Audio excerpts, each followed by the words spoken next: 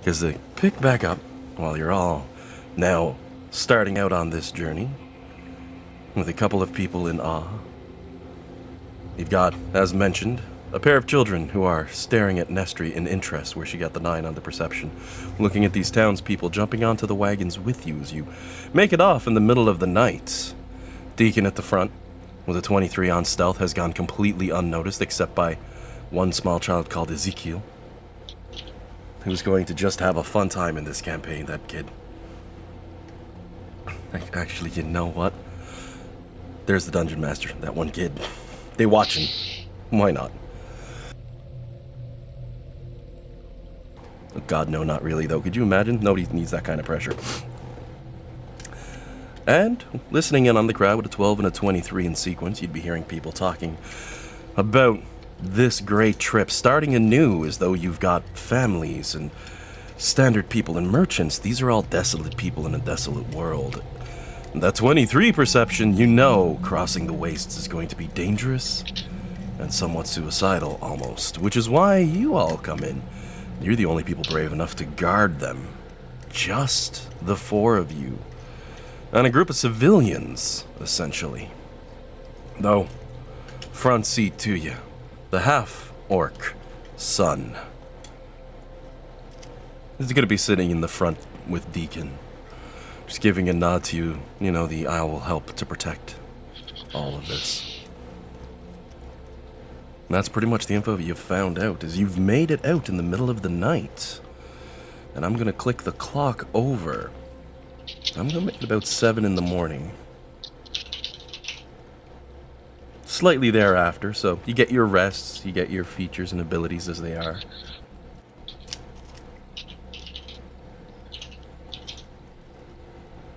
Oh, and I did see that link for the ultimate bundle for 1541. Gosh, that's ultimate. Yep. So there is a rulebooks bundle. All these people now under the team's care, or at the very least, joining you on what is considered a dangerous and crazy journey. And as mentioned, you all get rest throughout the night. You've got enough skill and talent and abilities that you could take watch and all that, but I'm going to say it's uneventful. You've already done a great job getting this far with them. But we do have characters who are on watch as things are going. Because as you make your way out of the town and you start upon this large journey, you're about 2 miles out. The woods still dense, still packed close behind you, when you find yourself approaching a crossroads in the distance. And though that might normally not be much of an occurrence or an event, the operators of these carriages having no trouble moving through, it's the tree that you'd see in the distance that would definitely catch your eyes, rotten and worn to the core. While everything else around it seems absolutely fine, it and the ground beneath it are somewhat barren, rocks beginning to pour through the grass. Something you'd notice on your approach at the distance. And though I have your tiles kind of laid out here, that's just so we have a marching order.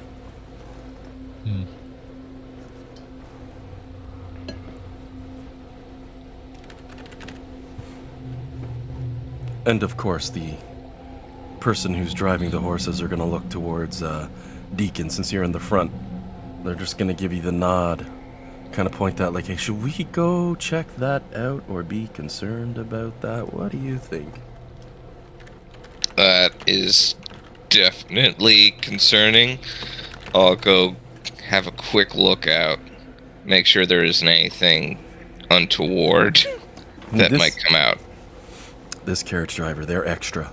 They say, okay, they straighten right up, full rigid spine, bring up their arm. They yell, ho, halt, and makes like 3 hand gestures in very specific fashion before going back down, nodding as the rest of the caravan would come to a halt behind them.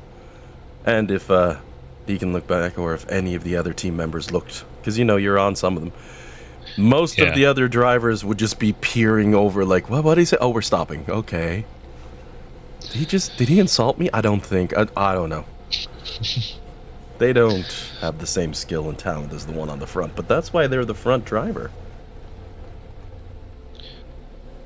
I'll say this is an accurate depiction now of where you're at and where you'd be. The crossroads ahead, with 3 vultures sitting there. 2 on the road seem to be picking at something, and the 3rd sitting upon the actual sign, which just gives you a general idea of the direction to go, the major routes that you find yourself upon.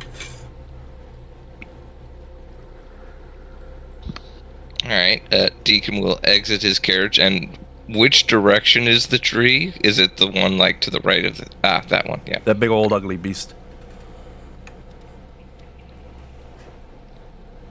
Deacon will try and examine it, see if there's anything about it that, but is even more concerning.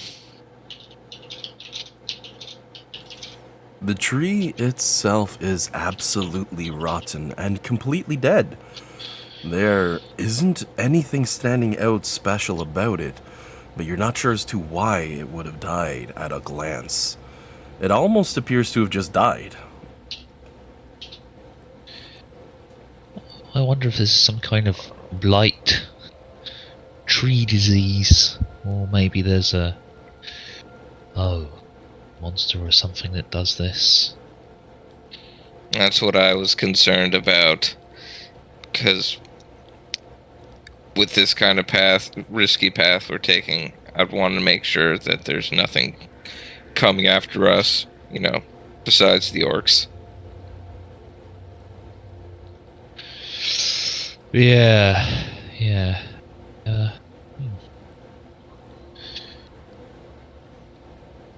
Let's see.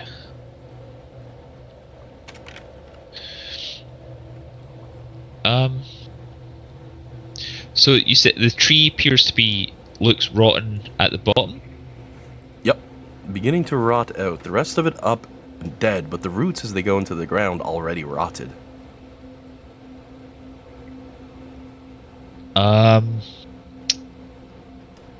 Is there a decent sized stick laying around? You're in the woods. You'd have no trouble. I would like to pick up a decent sized stick and then just kind of give the tree a little poke at the rotted part. As you're coming forward with that stick ready to give a poke. Oh, God, yeah, I burnt my throat bad on that coffee. That's gonna ruin me today. Oh, but it's so good. As you're giving that tree a poke, anyone who wants to be up relatively close as this is going down, feel free to place your minis on the map where you'd be, and then give me a perception check.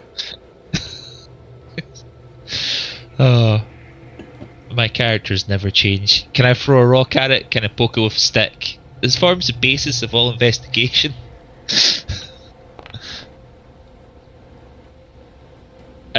Am I able to roll that perception check, or do I not because I'm the one instigating this? Oh, everybody can certainly roll okay. that one.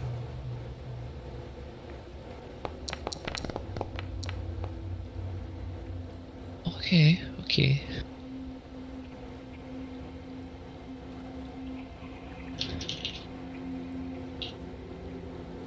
All right.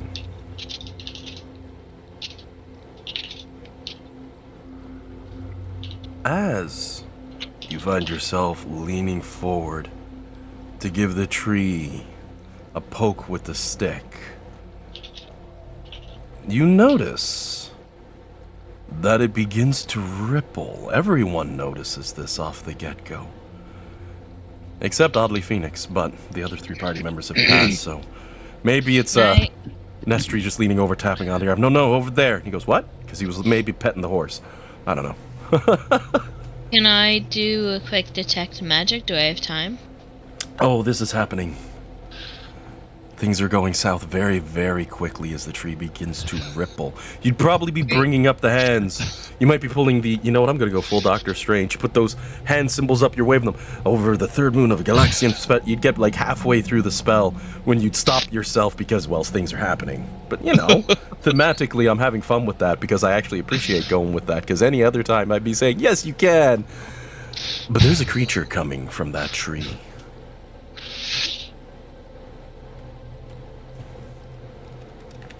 As hands reach out slowly towards Devaxian.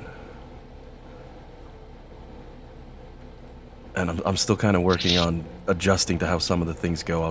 Wanted to do a big picture, but I can only do it from one page in here. So, normally these creatures of the woods, these fae, who are as much the tree as them, are well known for their playful nature, for how they generally like to work with others, but they're also not the only creatures coming out of that tree from the branches.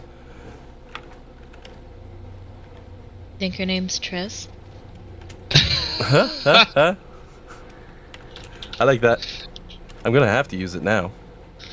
Oh, that's a good NADPOD callback. There we go. As small face sprites are coming from the tree as well. Tiny little creatures. And what you think might be a wonderful moment as those arms lie outstretched, well, that pop-up at the top of your screens might betray it, because the look of anger and rage on her face, twisted in both melancholy pain, sorrow, and insanity, all boiled into one fun little package. As you're attacked by the tree, everyone roll for initiative, because this enemy is quickly coming for you.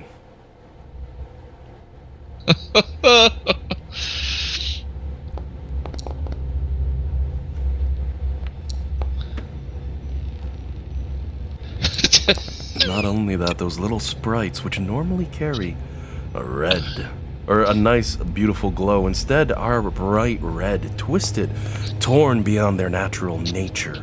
Nestri, who was, wow, that's a nat 20 there, very good job. Nestri, who by their nature was immediately pulling out some detect magic, can definitely know, no check required since you were going in that direction and are peering close. They normally aren't like that. Playful, fun, sure, but this seems crazed, maniacal. Not quite what you're expecting. Oh, and we got a sadness chant on Phoenix too, even better. Well, let me roll up the enemies here.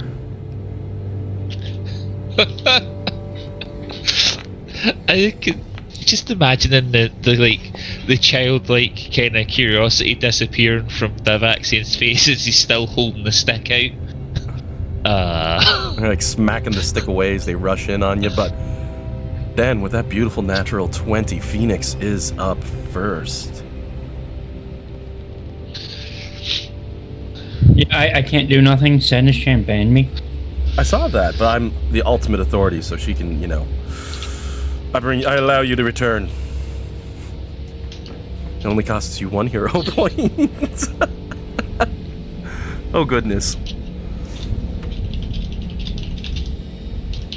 So as this twisted abomination of nature is tearing from a tree and jumping to Vaxian, Phoenix gets first stab at this moment in combat. Okay.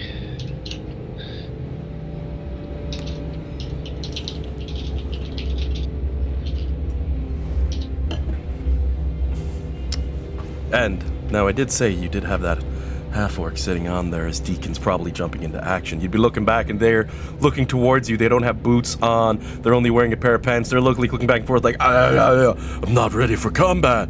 I can't help. And you're just thinking to yourself, well, whatever you might be for that.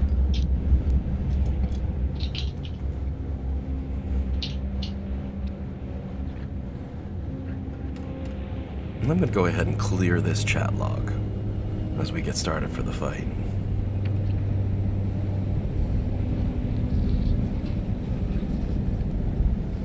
So Dan, what you thinking?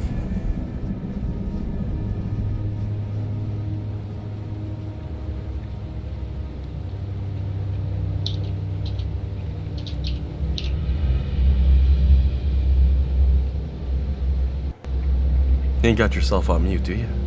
No. I was just reading what my spells do. Spellcaster is new, and then new system and stuff.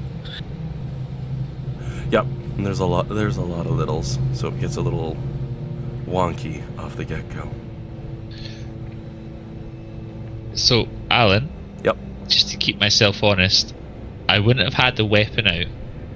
You're but holding a with stick, your that's fair. permission, a club is described as carved pieces of martial art or as simple as a tree branch. So, I will Words is use written. that if that is okay. You look it over and you're just thinking to yourself, this is a mighty good club. Though looking at that almost looks like somebody carved the Farfetch stick, now that I stop and think about it. It does look like the Onion League. But yeah, no, definitely, I like that. You now have a club. Just because I was thinking, right, would I drop the club, then draw my hatchet or something, or as a thaumaturge, just say, well, I have this. Boom! Yup. The most basic instinct. Hit it, right? Yeah. The only downside, it's not an agile weapon, so I won't get... my multiple attack permanently will be higher, but needs must. Oh, goodness. I love my stick. I'm almost tempted to say it was at one point actually used for combat. Flipping it over, you see written across the back, Shillel, and it just kind of fades off because it's broken the rest of the way up. Yeah. D&D would be pointing a finger at me, and I'd point one back at them and be like, ha, you go ahead. I can pull the cultural card on that one. Yeah. There's a little bit, well, I think that's the Irish, but there's a little bit I can try. Oh, yeah. Great spell, though, in 5e, and Phoenix is using telekinetic projectile. Like, just because I said there's clubs doesn't mean you can throw sticks at enemies and have it count as club damage, though. Let me just say, but I mean, I say that, but actually it's a great spell, so, you know.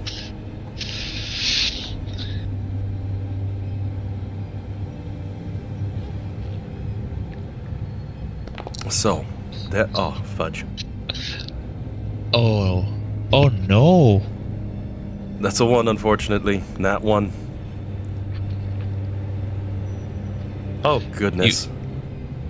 You've had both sides of Sadness Chan and 2 rolls. Okay, I'm wondering if this time you're mute. No, Okay. just not talking. That's fair. Friggin' Sadness Chan being rough on this one. She's like, here's your 20, and now here's a 1. Haha. Like, rude.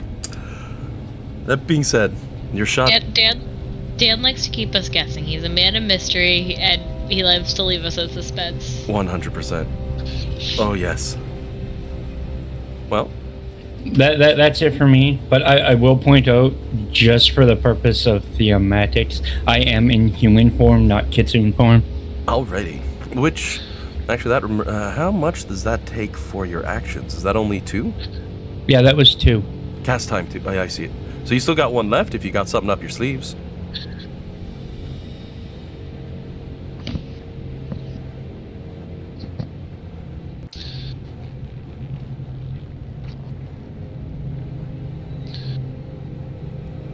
Hang on.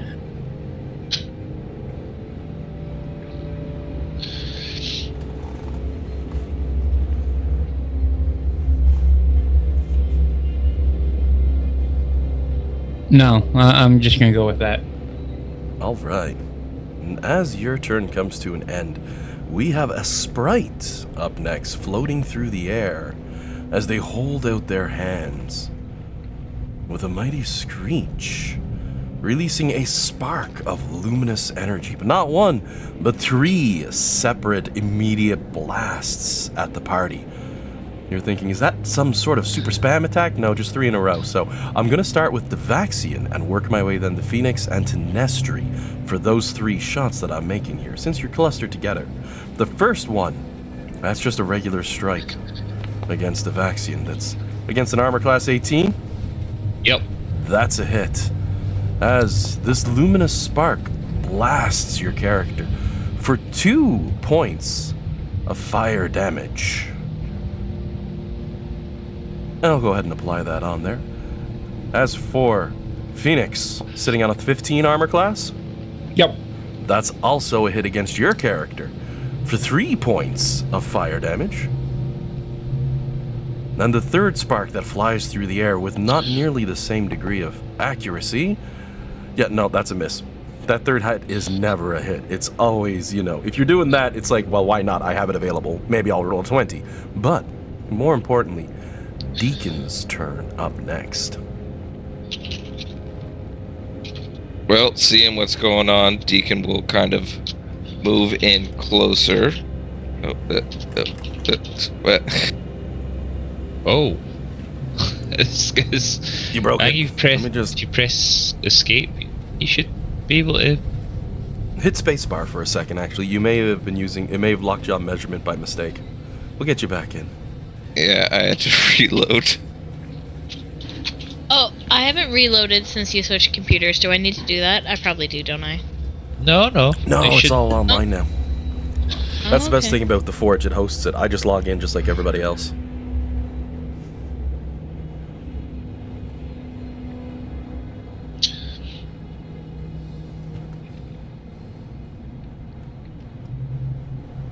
Might be a good idea to skip my turn for now. I gotta relaunch the page because all I see right now is a gray screen.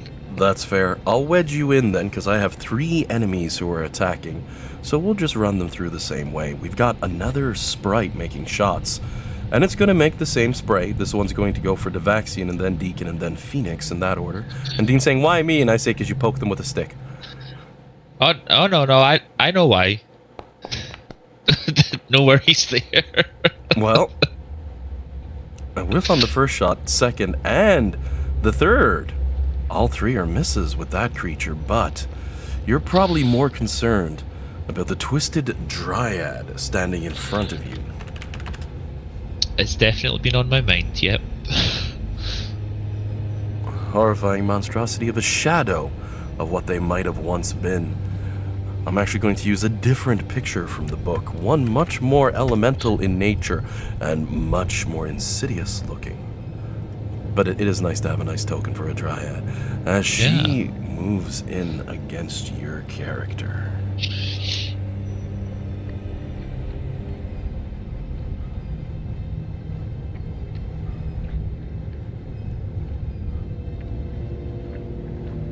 I was just double checking on one thing to make sure I wasn't going to be making a mistake on that one.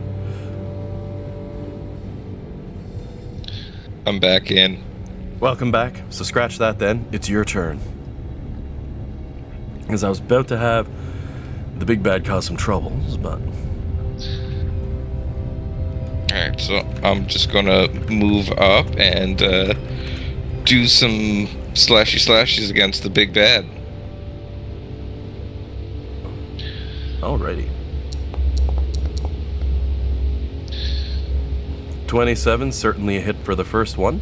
On top of that, not a critical. Oh, she's got some. For 6 points of damage to the enemy.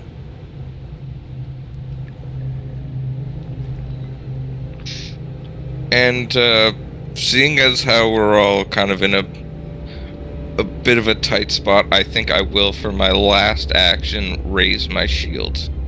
Alright. Shield up to make a bit of a difference.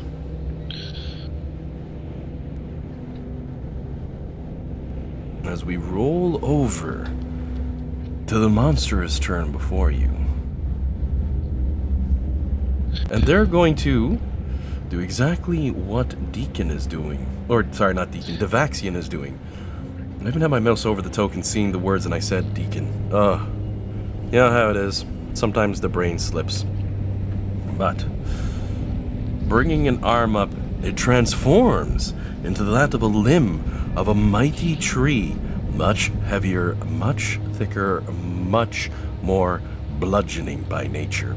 As she swings it down hard at Devaxian, screaming as she does so, You have AC 18, right? Yep.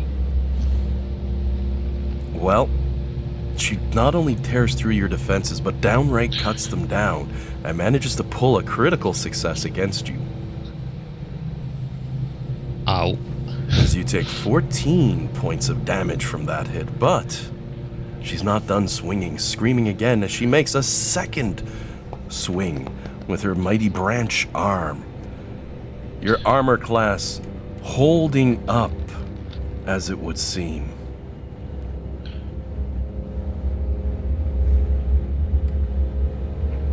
And beyond that, she gonna run for it? Is she crazy enough? I'm gonna roll a D2. Heads, she's gonna try and hit you again. Or, sorry, 1, she tries to hit you. 2, she does something else. Goodness me, I have to try it. Oh, did I do her roll in public last time? No. No, they're all question marks for us. Good, good, just making sure. You know, I like to keep certain things hidden. Oh, but you got 18 armor class. Yep. She hits with the third shot. As that tree branch rises up into the air and comes down, and Devaxian's thinking, the first time that hit me, it brought me halfway to the grave. Oh no, but this time only 6 points, as it's not a critical. And though your character is severely injured and closer to death now than you would like to be, you're still standing. As we roll over to one of the other creatures, a fey spirit, sure, but not like the normal ones that you'd see. This one imp-like in nature. Very angry looking with sets of fangs, like a flying bat mixed with an imp. A Nyketra. Or a Nyctera, sorry, got that wrong. Who charge forth with pure anger as they screech repeatedly in the air, throwing a pulse of ultrasonic waves out. This one aiming first off at Deacon for the first shot. The second going for Devaxian. And the third, because I mean, they're not going to do much beyond that, aiming for Nestri, and all three miss. As Devaxian's turns up next, as he's probably hearing bells ringing in his ears at this point. Yep. Bum.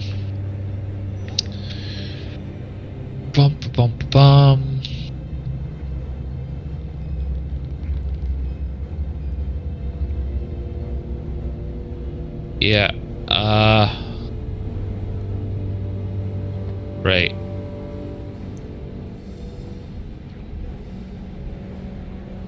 I'm going to use my first action to step, just in case she can take attacks of opportunity. Then, sorry guys, I need to go. I just run here for my second action.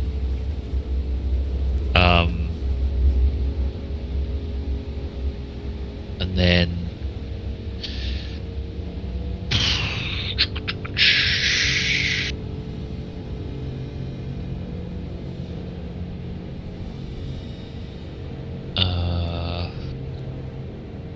can I do anything that would help from here?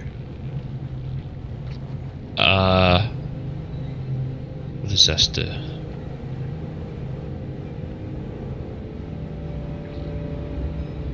Demoralize.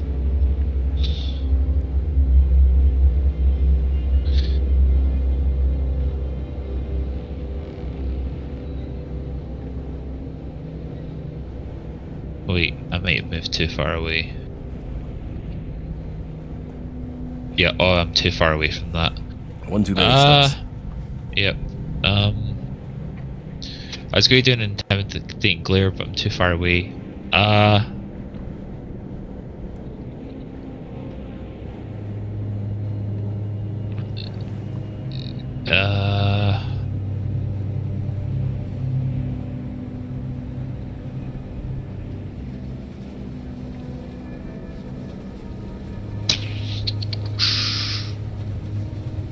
I guess I'll do a what do you call it? an esoteric lore check for exploit vulnerability, just to see if I can find out any weaknesses for you, I suppose. Alright. So you go ahead Um, and give us the esoteric lore check for this one. hopefully I'll get something that'll help. Ba-bum-bum-bum. Right, no, yep. Okay, click the number.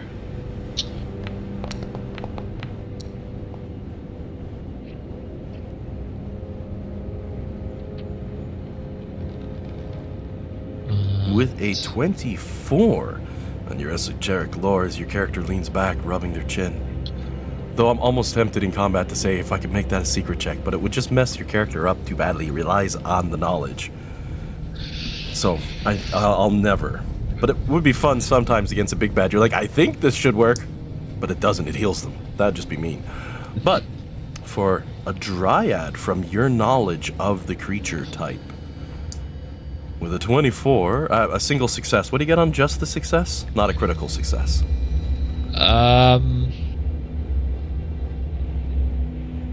Right. Okay. The exploit vulnerability, right? Yeah, Success. Recall important Right. fact about the creature. Highest weakness, or one of its highest weaknesses, Yep. but not its other weaknesses, resistances, or immunities. So you find one weakness, and your unarmed and weapon strikes become magical now against it. So that's nice. Its weakness that you would know. Flip me a D2. I've got two D2. options. Because you know it has multiple weaknesses. You can sense it in your memory flaring. But I'm going to let you randomly get, because, well, they're at an even par, so. I would hazard a guess that one of them's probably fire. That would be a hazard of a guess, because you know cold iron. That Oh, is it's definitely Faye, a of course. weakness. It's Faye! Hit it with cold iron! As for fire, well, that's something entirely different. But based off your rolls, you do know cold iron would be deadly to Faye. That's going to be it for Devaxian's turn. Yeah, that's all free actions. A step, a stride, and a exploit vulnerability. All right, this next creature.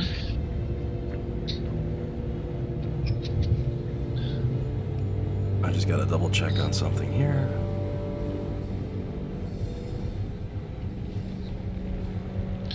They are going to fly away. Over to here. Yep. So there's still a bit of a clip of a ways out, but they fly away using their movement. Pardon me. And of course, they're going to make a ranged attack. This one's fired directly at Phoenix. Two of them, in fact. Oops. Oh, that's going to be a miss. I accidentally rolled without taking the negatives off. I do like that they make it so I can do that. One connects firm with your spellcaster for a whopping 7 points of damage. Sonic damage. Or sorry, 2 points of damage. Sonic damage. I said 7, didn't I? Yep. Reading while talking, always a dangerous thing to do, and plus squinting at a tiny screen. Next up is Nestri's turn.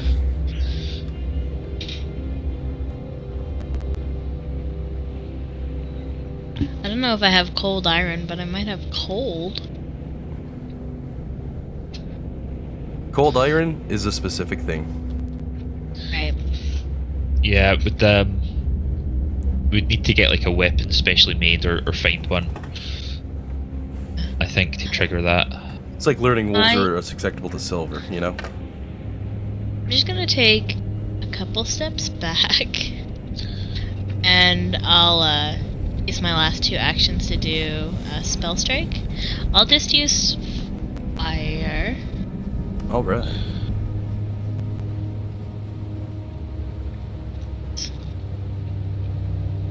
Oops.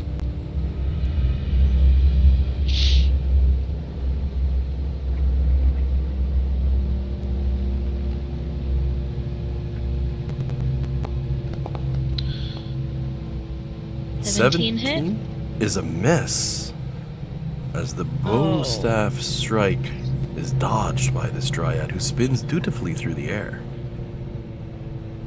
Okay, well that's all I can do. All right. As Nestri's turn comes to an end, we roll back to the start for round 2 on Phoenix's turn. Oh, just one quick question. Is she considered, like, in cover or anything where she's at from my angle? No. She came right out of the tree. But Just checking. before we jump onto Phoenix's turn, someone pick for me an extra target. Who would get shot if, I don't know, a certain orc picked up a certain bow on a certain vehicle and took a shot? At the bottom of every initiative order, they're still going to help even though they're not presently dressed for battle. If you're shooting, I mean, probably the biggest creature, you'd have the biggest chance of hitting them, I guess. That one right there, the dryad, give a shot. I think you Alright. need to be a very ambitious archer, like Nestri, to try hitting a sprite. Ironically, judging by the armor class, it's probably the easier target. I know it's weird, like mechanically not, but roleplay wise, I don't know. Like, I don't know how you would justify that.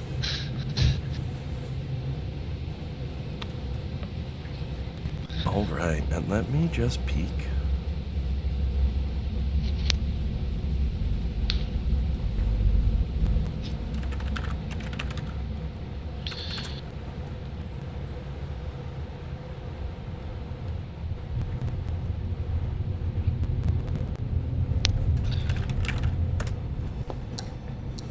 Good shot. 6 points of damage as I'm clicking on different tokens as I'm going here, so it's coming from everybody at once. 6 points of damage as one arrow catches directly into the shoulder of the dryad, who roars in anger, flailing arms about as we roll over the Phoenix's turn. You can expect a shot to be fired by your ally at the end of every initiative round. Or rather, initiative 0, but no one's at 0, so you know.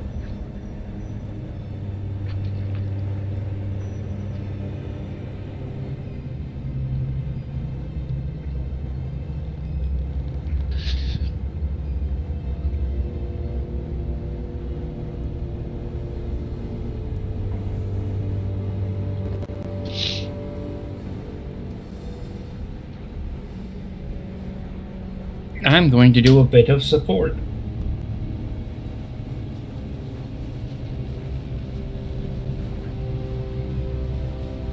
I cast Forbidden Ward on Deacon and the Dryad.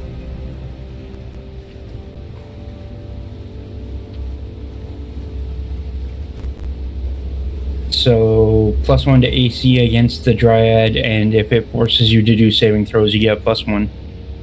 And I don't have a right click I can apply for that. Because in this mode, if you right click and apply, it actually does stuff, which is great. But, you know, I don't have one that'll do that. So that's a nice bonus. Thank you.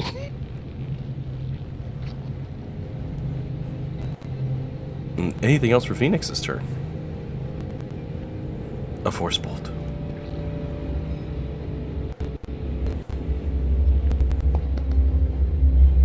Nice. Alright. On the Dryad.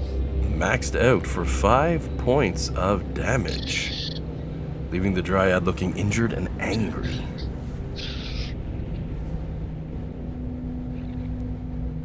I don't know, Alan. She seemed pretty angry already. Now she's super angry. Raging and screaming as she holds out her hands. she's Guys, gone. we need to hurry and kill her. She's screaming. If she screams for too long, she'll go Super Saiyan. Dude, I was just about to make a Vegeta joke.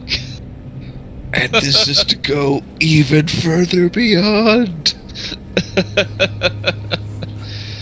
Dryad turns from the brown bark color to like blood red. You're like, oh no. Then she just glares at the team. This isn't even my final form! And turns into a tree. Fetch axes, fetch the axe. Oh goodness. Well, as we're rolling around, up next we've got one of the same sprites. This one turning its attention as Phoenix fires magic, returning in kind with 3 separate shots against your character as they fly through the air, attempting to break that armor class of 15. Luminous sparks of fire, and only one manages to breach your character's defenses for a whopping 3 points of damage, as Deacon's turn is up next.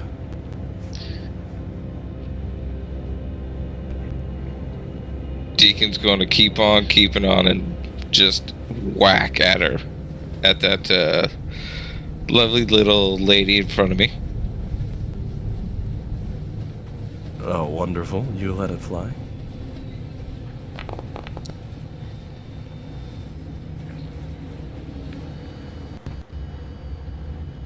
$19 is a hit. You can roll damage on that for sure. Yay! 8 points of damage. Chopping hard as you do. Cutting further. And I'm going to make another attack roll.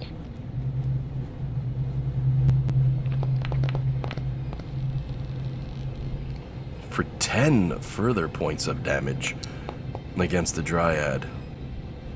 Oh, That no, was his attack nope, roll, that was not me. his damage. yeah. Yep. I click the damage button as if to apply it to the character, then it starts rolling, and I'm like, no, Alan. See, a 10 unfortunately is a miss against the Dryad. Their armor quite strong.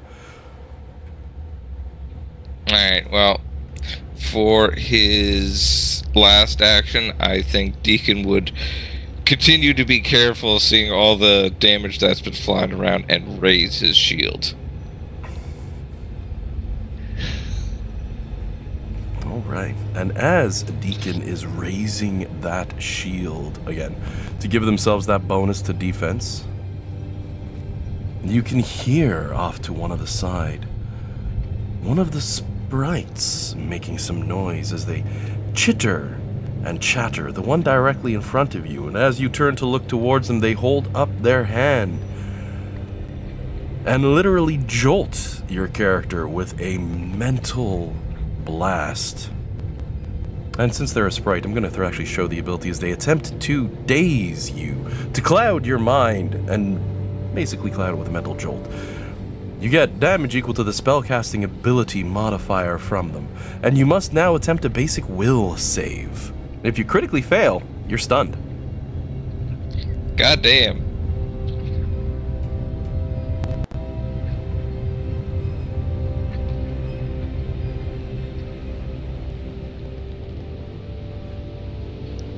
And is this an emotional or a fear effect?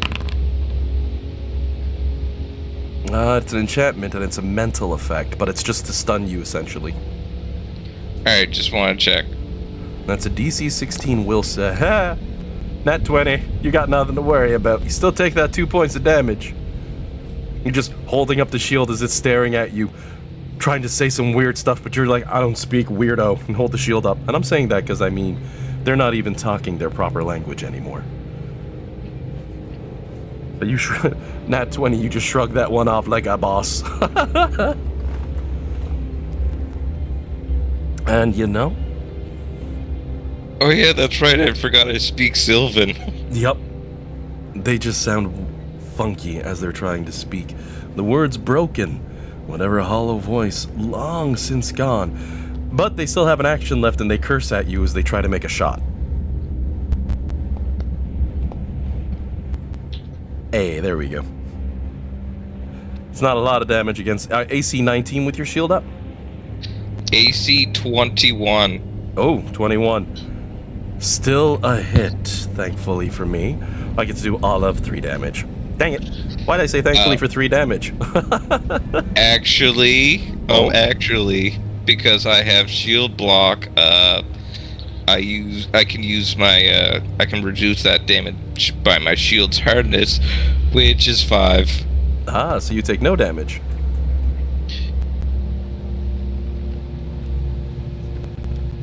Is that a constant effect on all damage you take, or is it just one time a turn you can do that? That uses shield block, which is his reaction. All right. I figured. I just wanted to make sure.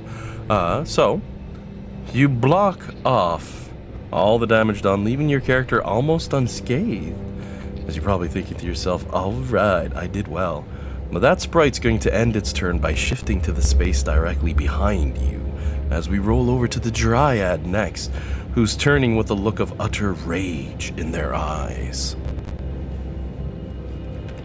And, on the plus side, flanking in this version isn't quite as bad as the other. They only get a flat +2 to the attack rolls now, right? Or more specifically, you get a -2 circumstance penalty to AC from any melee attacks from creatures flanking you. Yeah. So I probably should have saved that reaction for this. Well, it's not so bad because your shield's up. You get a +2 circumstance bonus to AC. So, but you're flanked, so it just means you're at your normal armor class of 19, which is still pretty high. But Yeah, but also the sprite took 3 actions. Does it still have an action to move? Oh, right, I had it attack, didn't I, instead of moving? Yeah. All right, I'm going to move that sprite back. Thanks for catching that. I completely forgot I tried to burn him and hit him for 3 points and was happy. I forgot I did that. I honestly thought it was the spell and that was it. Nope. Cranky sprite. Good point. So the Dryad doesn't get that wonderful 2. However, as she spins that gigantic branch arm for your character, it does still break past your 21 defense, tearing through and coming down hard as you take 14 points. And seeing success in her first hit, she hits... Holy crap. Yeah, okay, you know what? I'm going to have to He gets reveal another the roll. +1 to AC because of Forbidding Ward. Does that bring it up to 22? Yep. Yay. And that's permanent, right? It lasts for a minute, I believe. Because if that's on him, if he's got the ward that you dropped for the extra +1, because I know it was to the saves, I forgot it was to the AC as well. I'm not claiming to know the spells perfectly as of yet. Sustained up to 1 minute. +1 bonus to armor class, yeah. So that makes a difference because a 21 is exactly what they rolled for 2 of their 3 hits. The third one, they're going to try it as well, just because, you know, crazed and angry. So because of that bonus, the 1 point truly made a difference. Remember when I said, okay, I'm going to have to show this? I rolled 2 21s total. But a 22? Well, can't be that. We're now going to roll over to one of the other creatures that's nearby. They're going to extend their hand out as you hear them mutter words beneath their breath. Using healing magic.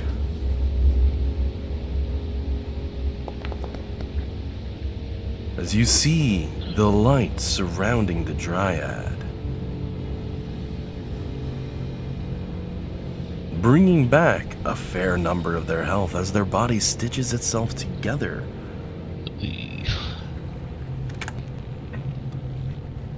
And with their final action, they're going to shoot an ultrasonic pulse as well.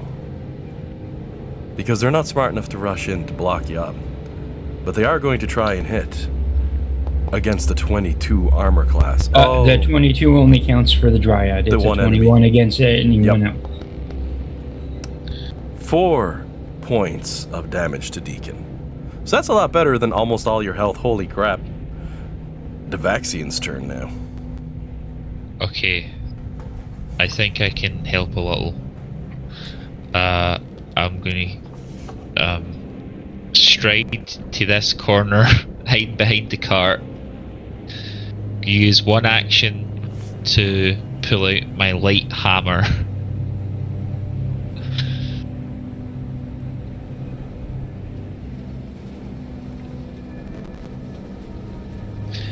And she's the target of my exploit vulnerability, so I hope this doesn't miss. I'm gonna throw it at her. Please. Please. No, okay. 16's a miss, that's me. unfortunately. An attempt was made as you hurl a hammer, channeling your inner Thor, but unfortunately, it's a miss. I'm just sheaving that, so but I don't have it. Oh, it's just fair. so the attack things. It's in her Okay. space, so you can go pick that up when you have the chance. Yep. Anything else for Devaxian? Oh, that's all free actions gone. Alrighty. And as your turn comes to an end, and we roll over to another one of the Nycteras, this one is going to use its incredible Fey powers. Positive energy flying through it as it erupts outward in a large 30-foot emanation from itself. Just large enough to hit everybody except for Deacon, as I just gotta move that line of light a little bit, which is the reason they went this far back in the first place. There we go. The mystical shining light that you see has a twofold special feature. First and foremost, it's healing magic. Secondly, it's healing magic. And with that, you see the Dryad restores even more health and now barely looks injured to begin with, shrugging most of the damage off that's been dealt to it as we go the Nestry's turn next. That singular action taking all three of the Nyctera's actions. So we gotta kill the little guy who keeps healing her? Is They that did indeed what heal. I'm getting? What? Maybe. I was talking to the party. Oh, sorry. Yeah, well, I mean, I don't know enough about the game to say if they could heal more than once, but it might be worth getting rid of some of the chip damage. It's hard to say. Sounds like they'd be much easier to hit from what Alan's saying, so maybe. So are might they be worth it. all... Sorry, I didn't mean to cut you off. Are all the little things flying around her these, like, the same creature? Or is there one... Two generic sprites, the ones that you can see here and here. Two generic sprites, and Yep. then one with Of the the name that I can't Nyctera. remember. Nyctera. Now, where's the Nyctera? One on the top left of the tree over here, and one to the top right. Actually, what I Oh, will there's do... two Nyctera? Let me just I couldn't change see him because I this. wasn't Oh, scrolling up that high. Yeah, one booked it earlier in the flight and flew away, Right. and then on their next turn Yeah. they used a big heal. I'm gonna update those, so their name will be displayed for anyone who hovers for those creatures. The Okay. other ones that have no name, they're just sprites. You know, your standard little, hey, this song. But I'm not gonna say that too many times because we'll get flashbacks and people will feel their age. But you take out that inner rage now. You have the opportunity. I'm just gonna... think I can do Force Fang and also Spell Strike, because it recharges my Spell Strike, which would be 2 actions, and I think Force Fang is 1. I'm just trying to read it. Make sure I understand it correctly. Yeah, recharge is a single action. Yeah.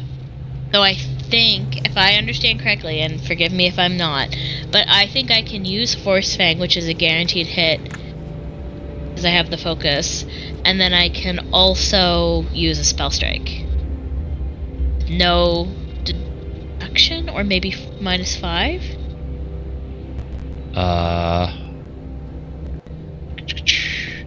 So Force Fang is a spell. Uh-huh. Bum, bum, bum. Do you? Is it prepared? Where's that? It's my Conflux spell. Oh, okay. I don't know what that means, but Okay, I can read it. You briefly turn your attack into pure force to bypass your opponent's defenses. Choose the target within your reach or within the reach of your melee weapon you're wielding. You can use Spell Strike with a ranged weapon, which is what I do, which is 80 feet. You can target a creature in the first ranged increment of your ranged weapon for an instant. You transform your weapon. Oh no! It's fine. Everything's fine. It was empty anyway. You transform your weapon into an or unarmed attack into a spike of pure force, replacing all of its normal statistics. The Force Fang automatically deals 1d4 force damage to the target. It doesn't say how many actions this takes up, though. It's a thing. It's a spell? Yeah. Well, it's a special Magus spell. It's a conflux spell. I got it with a class feat. Where is it on your character sheet? It's under features, I think. I don't know, the little thing that looks like a fairy with a star, or like a medal. Yeah, feet. Right. I feel like my interpretation of that is I can use Force Fang for one action, and then maybe for my... I can see conflict spell, I can't see Force Fang. It's a single action to use Force Fang. Perfect, thank you. That's what I needed to hear. So I'm going to use Force Fang on this guy right here. This one. And then I'm going to try... So that just automatically does 1d4 damage, because it's basically like Magic Missile. Yep. So that's 5 points of force damage to this guy. And then I'm going to take my -5 penalty, I assume, and try to do a Spell Strike.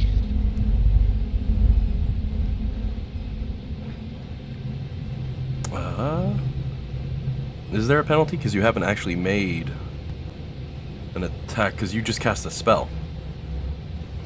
Yeah. Well, I don't know, it's your interpretation. I'm not sure. It doesn't really specify.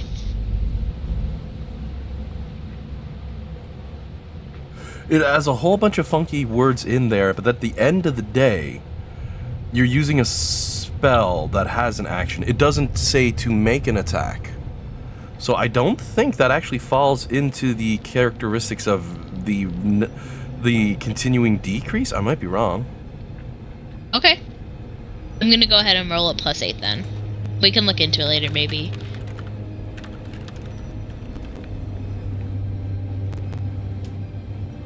Is that okay? I haven't clicked it yet. Oh yeah, go ahead for this one. I'm gonna read up on it. Okay. There's a description I found for it. It does not contain the attack label. Because that's the thing. I can't find anything here that would limit it. Yeah. You transform your weapon or unarmed attack into a spike of pure force, replacing all of its normal statistics and abilities. But you're casting the spell Force Fang.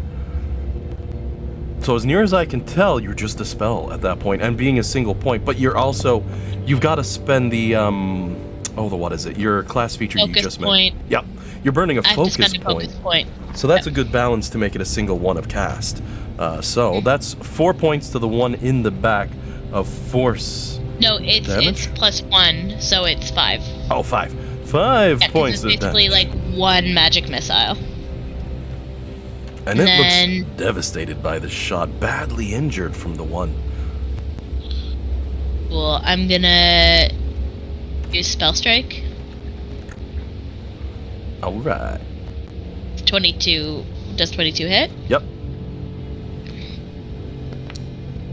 For 6 more damage to the one in the back. Plus, 1 fire damage. It's enough to finish them off as you hit, annihilating that little creature and removing it. Anything my turn? else? Alrighty.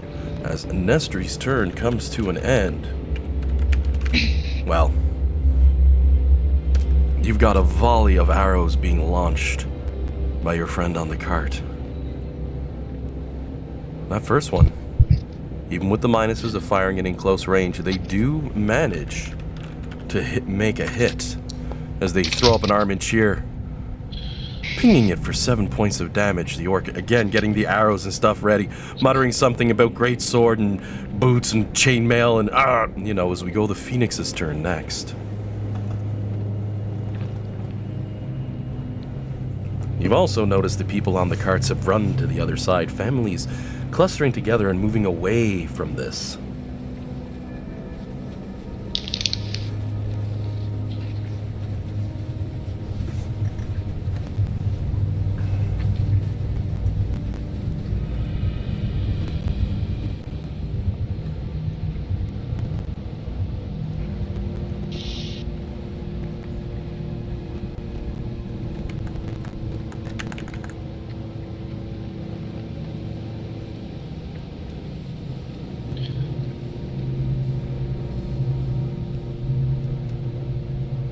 I'm going to use magic and throw a rock.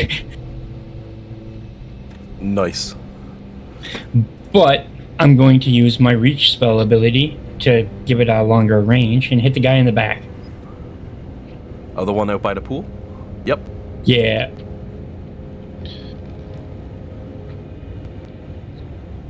So you let that sing.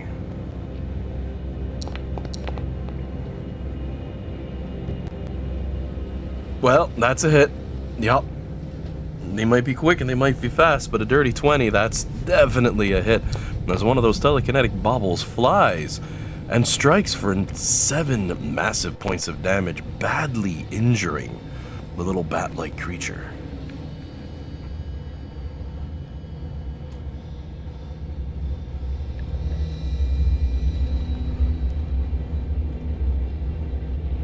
And that's it for me. Alright. As your character's turn comes to an end, this sprite on the front branch is up next.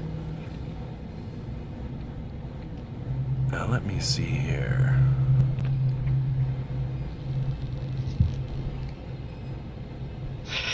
They're gonna fly down to the bottom corner where Nestry's hanging out, spinning through the air as they get in close range, holding their hands forward as a decrepit volume of blacks, purples, blues, greens, and other darkened colors spray through the air in a cone.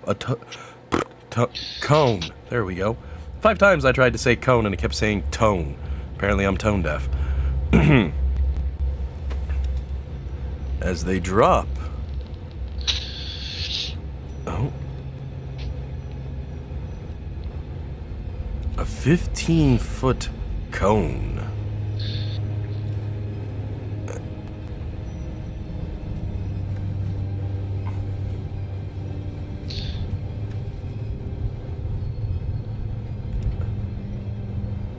Alright, and now I can custom that a little bit, get the edge going.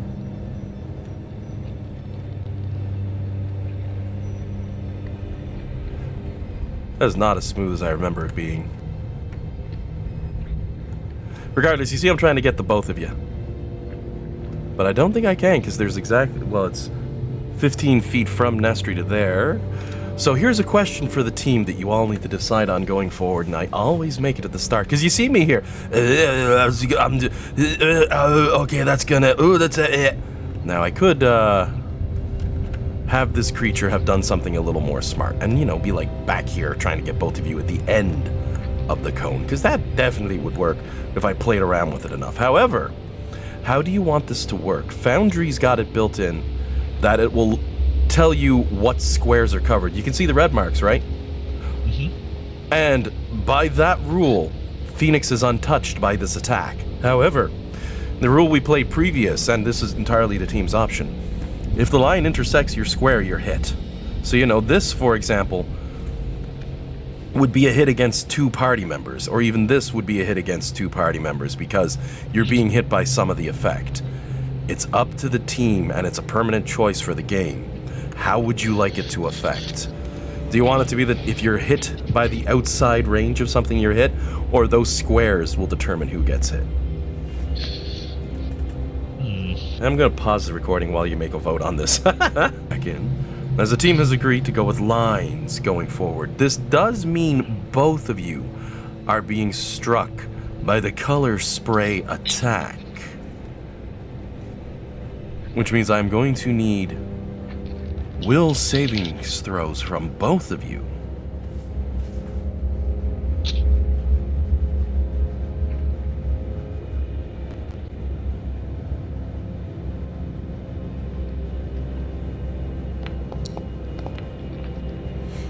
Phoenix gets a 23.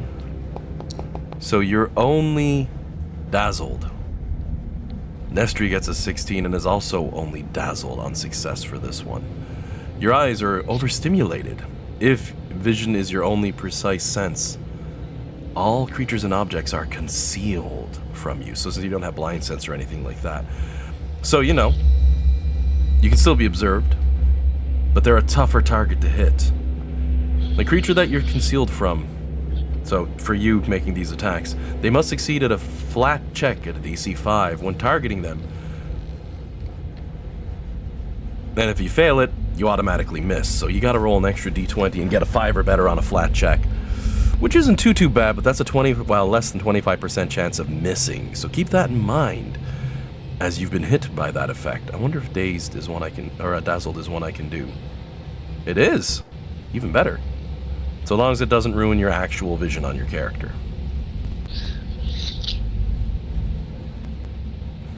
You're now bedazzled.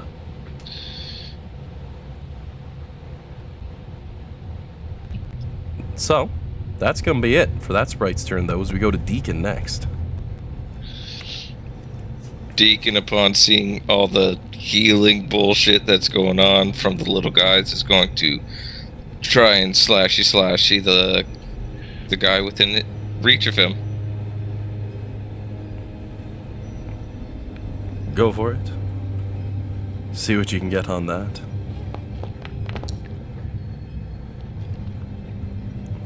$16 against the little one to your side is a hit. Go ahead and roll up damage on that. 4 points of damage. Leaves them injured, certainly, but they're still floating, still buzzing around. That buzzing is very annoying, so he's going to make another hit, hopefully, with a little bit more damage, please. Annoying buzzing. I'll go turn on voice mod and hit the mosquito button. Oh no. Please no. And I assume that hits? That is a hit. And you keep in mind, I got the voice mod too. I can click a button and suddenly I can sound cool in my own head. Like all of a sudden you're out walking and I say, it gets real dark. Your characters are all teleported into a deep, dark cave. That's about the only one I use because anything else just sounds too obnoxious. I can use the auto-tune and I can sing. I swear I got the singing voice. I can sing a cool song. It sounds really good, but I can't rhyme. Yeah, some of those get real annoying real fast. Yeah, that's why I keep them off. 6 further points from that second hit with your blade is leaving that sprite critically injured, profusely bleeding but still buzzing directly beside you. As much as he's like to try and finish it off, he is surrounded, so he will raise his shield for his last action. It saved your butt last turn. I'll tip my hat. I thought I got you, but then that extra +1. Well, as your turn comes to an end, that sprite to your north is going to take their turn. And you know what? They saw it worked for their allies, so they're going to do the same as they release a blast of color spray directly in your character's face. This massive cone tearing out and striking you hard, and I mean only your character. So go ahead and give me a will save on yours. With a 10, your character is stunned for 1 round because you have failed the check. Unless you know hero point, I'm just saying that. But oh yeah, I'm going to do that hero point. I'm going to toss the color spray up so everybody can see the abilities on it. Sometimes I'll hide for that info. But you give another roll then as you burn through the hero point. Actually, I think, and Dean, you were saying earlier you can just re-click and redo. That's nice. Oh, goodness. Oh, God damn it. no. At least it's not a critical failure, right? Well, you are now stunned 1. Oh no. How do you do that? Very straightforward for this one. At the start of your turn, you regain actions for certain things, but if you're stunned 1 at the start of your turn, you'll be able to use 2, and then it wears off after that. Stunned for a period of time is different, but stunned, then the number represents how much you lose on your turn. So you're not totally out, unlike, you know, the monk from 5e, which says, no turn for you, try back next year, try again. Nope. Oh, okay, so I just lose 1 action. Stunned 1. You lose one of your 3 actions next turn and then lose that many point off stunned, which brings you to 0, which makes it go away for your next turn. But you're also blinded for the next round. All terrain is now difficult terrain for you. You can't detect anything at all using vision, critically fail perception checks, and you take a -4 status penalty for perception checks as well. You are immune to visual effects. It also overrides dazzled, even though you're dazzled for a minute, but it's overridden. So we're going to apply the blinded condition. As you can see, the map kind of does this cool black and white vision thing for your blinded. And I'll throw dazzled on, but so long as you're blinded, dazzled won't show up. I pull it off though, you'll still have it on there. But you're blinded for 1 round. Which I assume means would end when we get next around to that sprite's next point in the combat order, which is right after your next turn, so you're stuck with it. They still have 1 left, because even though that was 2, they still got the 3rd one. As they lash forward suddenly with a small little miniature rapier. Your character might have thought it cute if, they were conscious of it, but somehow, some way, because it's probably the size of a toothpick, your character's armor... returned. What? It's Palpatine returned. Oh goodness. Somehow, some way, Palpatine. That was the worst opening I ever saw. So sad. Your armor deflects that tiny little toothpick as we roll over to the Dryad's turn next. Still standing in front of your now blinded character.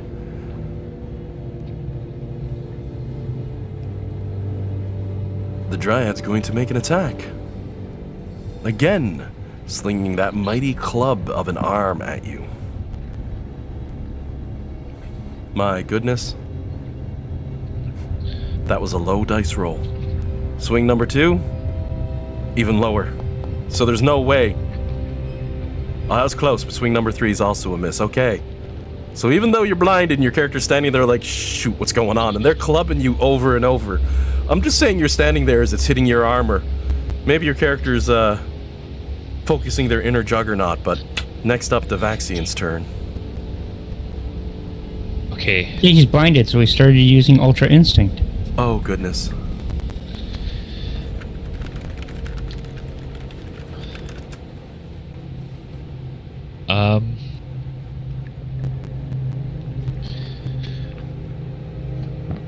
Right. Starting to get... I need to be risky. So I'm gonna... Oh, and I should point out for blinded, there's a couple catches to that. All terrain's difficult terrain, which means you can't step. And on top of that, you stride at half speed. And everything is either hidden or undetected for your character if you're blind, which means you need to pass a DC 11 flat check to attack anything. And it's assuming you know what square your target's in. So it gets wonky. And you're flat-footed, -2 to AC, and I still couldn't hit you. Wow. Yeah, makes a difference. You have a -4 penalty to figure out which square something is in. So you make a DC 11 flat check to possibly attack it. It gets rough. Being blinded is really, really a teeth kick in this version. So, 19, definitely a hit as you charge in on that sprite. Go ahead and roll up on damage. Picking up that club of your stick, you just maybe scream 4 as you do, because with that much damage, the 8, you knock it clear out of the park, annihilating it with 1 hit. It probably actually doesn't leave your club. Think windshield. Yeah. So the damage should have been a little bit higher. I don't think they've fully implemented this class yet, because there would have been 10, because I get an additional +2 for having an implement. But doesn't matter, it's dead. Oh yeah. Then I'm going to stride again as far away from the Dryad as I can, because it scares me. Oh. He's got a big stick for an arm and lots of health. Apparently, anyway. Yeah. That's me, all free actions. Now we have another one of the Night Tetra. This one, the one way in the back, which is going to glare at Phoenix who attacked it.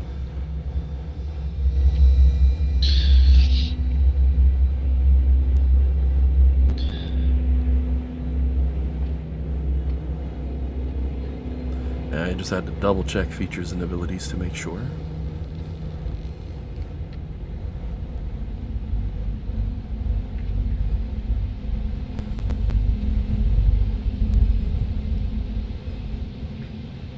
You know that sound the angry birds make? That just charges right in at you. Flying as it tears through the air with the most incredible of speed. Not even need to doing anything besides the standard stride action. As it gets in close range, brings back a fist and throws it right for your character's jaw. That's right. A Fae is trying to punch you. Not once, but twice. 2 quick swings. The first one just gets past your character's defenses, manages to connect. The second one, though, well, you saw that coming. The first one does all of 2 points of damage. After all, these Faes were mostly to make your life a little more painful. As we roll over now to Nestri's turn. Keeping in mind you are dazed. Okay, so I actually might have a thing for this. Ooh. So I have my spell, another one. I have 2 focus points at this point, and my other focus spell is that shooting star one. And the description of shooting star is, I'll tell you when I read it. 1 second. Okay, I'm just gonna go to the Path Builder because I was just reading it in there. Bear with me, please. The spells. Shooting star. You let loose a projectile that flies true and leaves a blazing trail of meteor behind it. Make a ranged strike, ignoring the target's concealment and reducing the target's cover by 1 degree for this strike only. So, since all creatures are concealed to me, does this, using this, bypass that concealment? For shooting star, let's see here. I can try to I can copy and paste if that makes it easier. It says ignoring concealment specifically, and since the target is concealed to you, since they put those exact words down, my rule would be to ignore the fact that targets are concealed to you while using shooting star. So yeah, that should work. Yeah, that was my interpretation as well, but I just wanted to make sure that I was following. I wasn't, like, overstepping. It also gives the benefits of concealment, negation, and cover reduction to any attacks made against the creature by anyone until the start of your next turn, so that's nice. I don't think it does any damage, though. I think I rolled to hit, then I don't think it does damage. I can't see anything that says that I have, like, what damage it deals. Yeah, because if it hits, the meteor trail hangs in the air. You just have to target them, essentially. If you roll a hit and get a hit, they're marked. It's like Fairy Fire, but you have to roll an attack roll. Okay, I'm gonna try it on the Dryad. Alright. I don't know what I had to, but would I just do, like, a bow strike, maybe?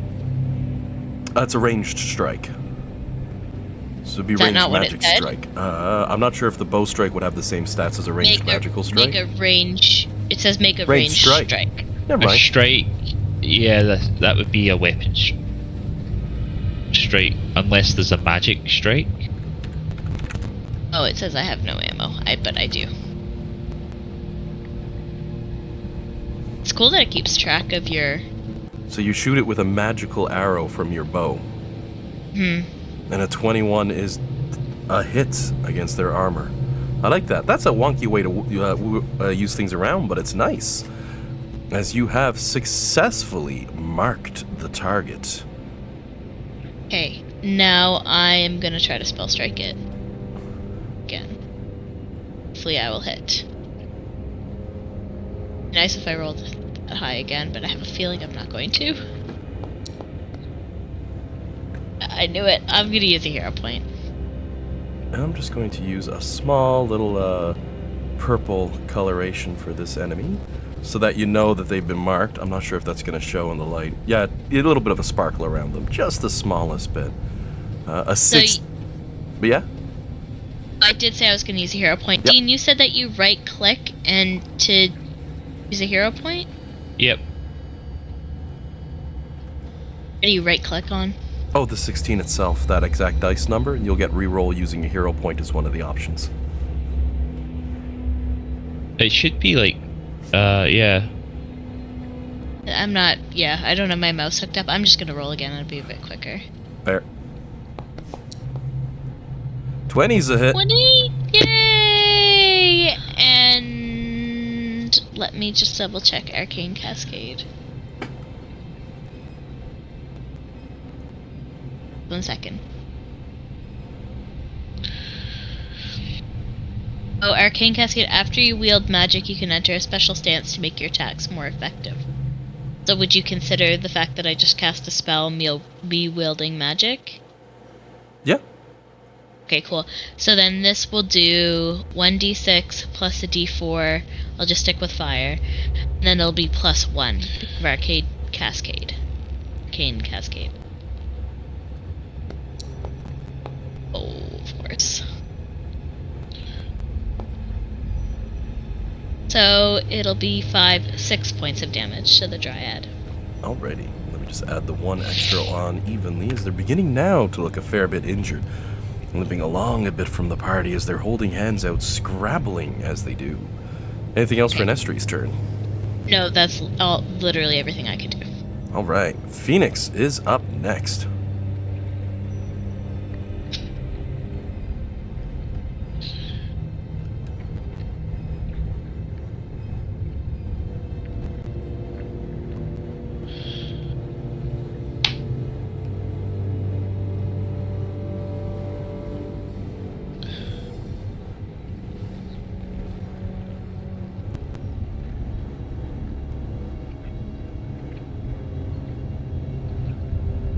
I'll use all 3 actions and cast a spell.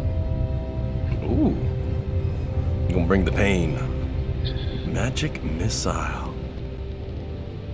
Because you just can't play Magic Missile. Now, I'm going to say that for this spell, it seems to be worded the same as 5e, so the implication here is you roll 1d4 and use that for each dart. Or, you can roll a d4 for each dart. I allow the second option as a fun option, if you want to, but you gotta announce it as you're doing it. You can't drop 1 dart and say, I'm gonna roll some more. Hang on, I'm not doing that. Oh, okay. Creature that you can see, I'm dazed, so, can I see? You can see the Dryad. Because they've been marked, you can see beyond concealment for that enemy. Then yes, I will do that. All 3 Right. actions, so I'm shooting the 3 bolts. And technically, if it's just someone you can see, then it's concealed just gives you a negative to other things, so that's not too bad. Anyway, yes, all 3 bolts, let them fly. And if you want to roll multiple dice, oh no, you went all in and got a 5. 15 points of damage. I'll roll them all individually because that's what you said to go with. No, I say you do either. It's player's choice.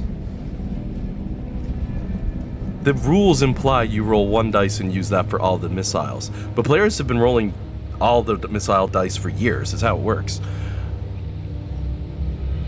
I just let it up to you when you're casting the spell. So do you want me to give him the 15 to her?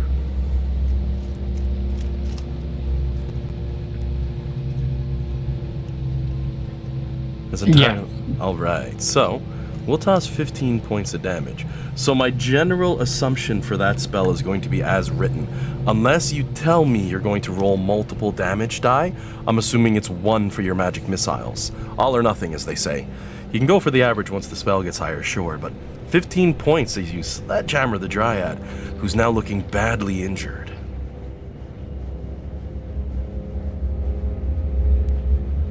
Anything else on Phoenix's turn? Well, I mean, you're out of actions, but just in case. Oh, and you've already switched forward to the sprite anyway, who's got Nestri in a bind, as it's going to make 3 swinging attacks with its rapier against you. The tiny little one that's like a toothpick that we had mentioned earlier. And you have an armor class of 19, right?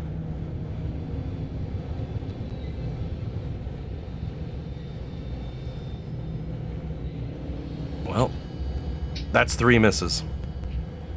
Makes a difference. So, Deacon's turn up next. Just asking, so I know that's the one that dazed both me and Nestri, so that has been 1 round. Do we lose the dazed effect now? I do believe it was 1 round for the days, so yeah, that'd be wearing off at the end of his turn, and you'd all be returning back to normal.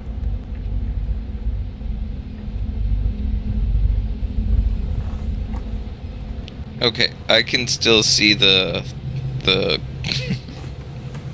what if I can't remember what it is. Oh, the Dryad. They dropped a flare on top of this enemy. Oh, you can see them.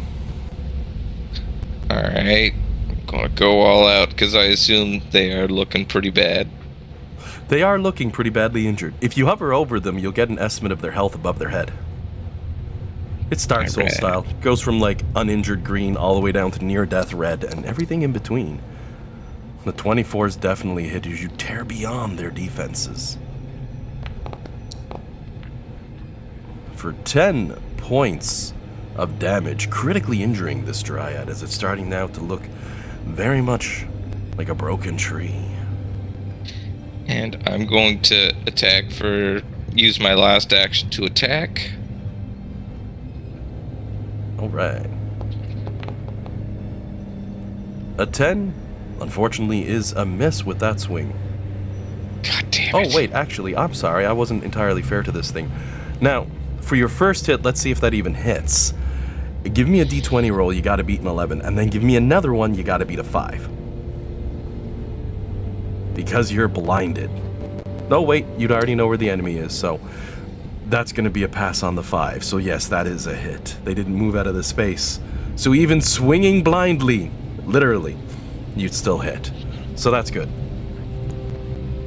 I don't feel so guilty now. So I still miss with the second one? Oh, the 10's a miss, yeah. Still definitely a miss. I'm not bothering with extra rolls for that one. Alright, sounds good. Save and you now the my time. turn. And as we roll over to the Dryad's turn standing before you, raging as they do, swinging their arms, you might be surprised to see it not casting spells at this point, as you might have expected it to do so, but instead relying on that blunting damage, and you've got 22 armor class against it still. So it does miss on its first swing, but the second, that one hits home. You can hear a ringing as it connects with the side of your head for 9 points of damage. However, I do believe that blinded condition only lasted for the 1 round based off of the sprite who went after. And that one just got killed as we're going to Devaxian's turn. So you're no longer blinded. You are still dazed, however. But this enemy has been flared, so that doesn't even matter. You thank Jillian for that one. That was smooth. As Deacon's turn comes up next, or Devaxian's turn comes up next. Okay. See, I mixed the D letters up again. Damn it. Right. Next campaign, everybody has to pick a letter before we build our characters, and that you only get 1 letter. Only messes me up for a couple sessions. I'll get the hang of it. So long as they don't Sorry, start calling Dean Devaxian or Deacon, I'll be doing good.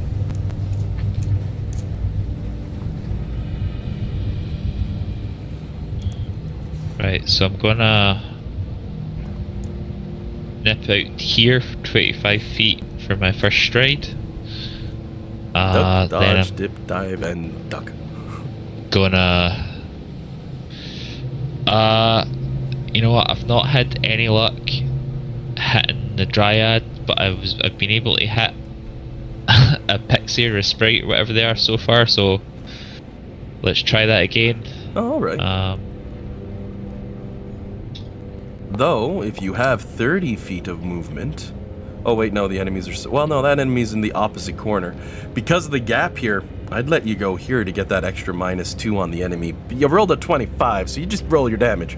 Just roll the damage. Alright, so that would be 9 total with my implement and powered weapon. Enough to finish it off as you cleave the last of the little sprites down, turning to powder and dust on the air. Okay, and then with my other action, so I don't get knocked unconscious, I'm just gonna oh, right, I didn't move me. I'll move back to my original square, which was here. Oh my god, don't kill me! And that'll be me. Let me hit the. I remembered there's an end turn button. Boom. All right.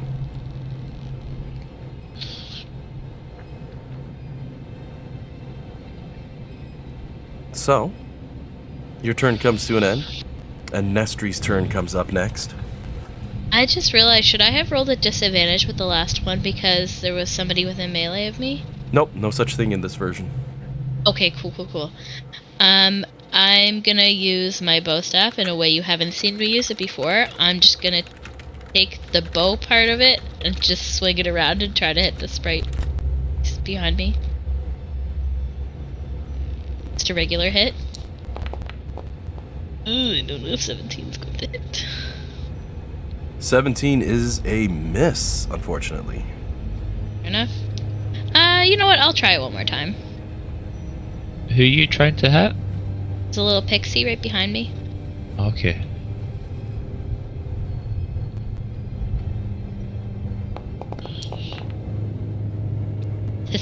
Yeah. No. It's Damn. That one's going to be a miss too, unfortunately. I'll use my last action to recharge spell strike. All right. And I should give a warning for long-ranged attacks. You just gotta watch, like using a longbow, as Buddy on here is using, gives you a -2 to attacks within 30 feet. But if you're ever within... No. Oh, sorry. So this is a special... So the Oh, way yeah, it's this... called... I'm just doing a It rules can do dump. both. Yeah, no. That's okay. I appreciate it. Because you got that cool weapon. Yeah, I can use it as both. Now, if you make a ranged attack and an enemy is within 5 feet of you, that can trigger an attack of opportunity. That's the big no-no in this one. But they have to have one to make it, so... Right. As Nestri's turn comes to an end, tell you what, Jillian, why don't you give me 3 d20 rolls for the half-orc on the cart firing arrows at that dryad. They get a +7 to the roll overall. Boy, why did you ask me to do this? Fire the first arrow, it just goes. They pull back on the second, Oh the my arrow God. breaks. And they're like, Oh what my the God. hell? Say, okay, that can't possibly pull out a third arrow, pull it back, it snaps in half too. And they're looking at the arrows, looking at the party, looking at the arrows, looking at the party. They're giving a shrug like, what can I do? This is so unlucky? Poking the tips of them to make sure they're stopped. I suppose I can reuse the tips, but what am I? Oh, goodness. Oh, Bonus chance Jillian. valid for that. You knew this would happen, that's why you asked. Oh, goodness. Well, Alan, you were supposed to have used up all your luck last night when you called 20. yeah, that was wild. I was like, Dice, you will roll a 20 for me because I demand it. And it's a super giant D20 and I rolled and a 20 pops up and I'm like, that's how it's done. Not touching that dice again for the whole flippin' night. Oh, damn. But that is a miss, and Jillian's going on a quick be right back. So as we're starting the next round, Phoenix's turn would be up. The enemy's looking badly injured, however. I throw a rock. Yep. You just keep pinging that telekinetic blasters. If it works, you don't throw it away. You just use it over and over again. Boulder flies up. The boulder feels conflicted. The boulder's confliction is over. 20's a hit. You go ahead and roll damage as you sledgehammer them with your telekinetic boulder for 5 points, causing them to rock forward a little bit, looking very much near death now. Their branch cracking, their body breaking like a tree tearing apart. Anything else for Phoenix's turn?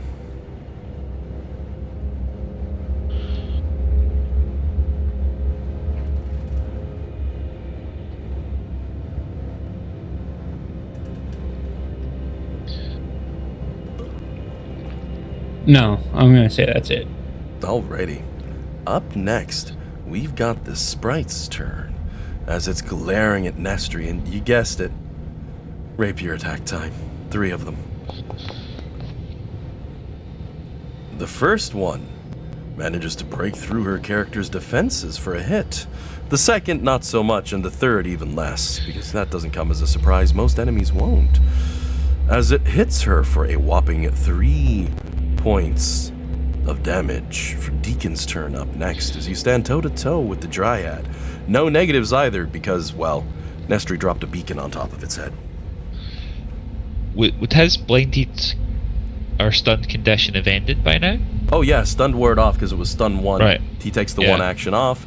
It goes down by 1, becomes 0, which removes it for this turn. He's fully good to go. And thanks to Nestri's magic, Obscured isn't going to stop him. Alright, Yeah. cool. And I'm going to take full advantage of that. I'm going to use an action to try out my new feat, Battle Medicine. So I'm going to make a treat wounds check. Which, yeah, that's a DC of 15, so I'm going to give that a shot. All right.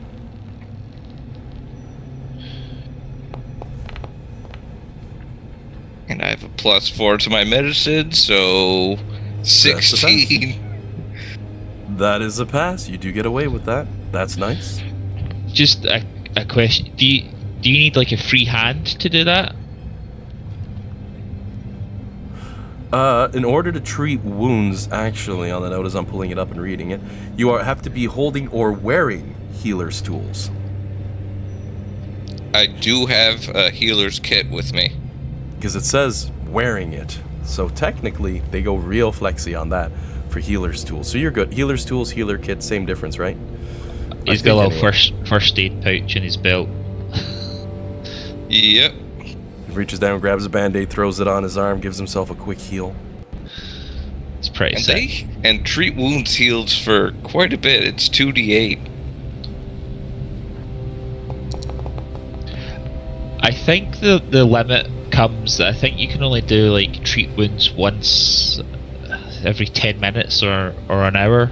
Well, the target becomes immune to it for an hour, and it takes 10 minutes usually to cast. So they use Battle Medicine, drop it on themselves. Now they can't take the effect from it again for an hour. But hey, 13 health is 13 health. It's pretty big. Pretty big. Oh, you've already given yourself that health back. Oh wait, no you haven't. Nope. There we go. At least it's quicker in this to fix the fixes. We could certainly say now he's got whiplash though from the 13. Oh god. Alright, and I'm going to make a slashy slash at the Dryad.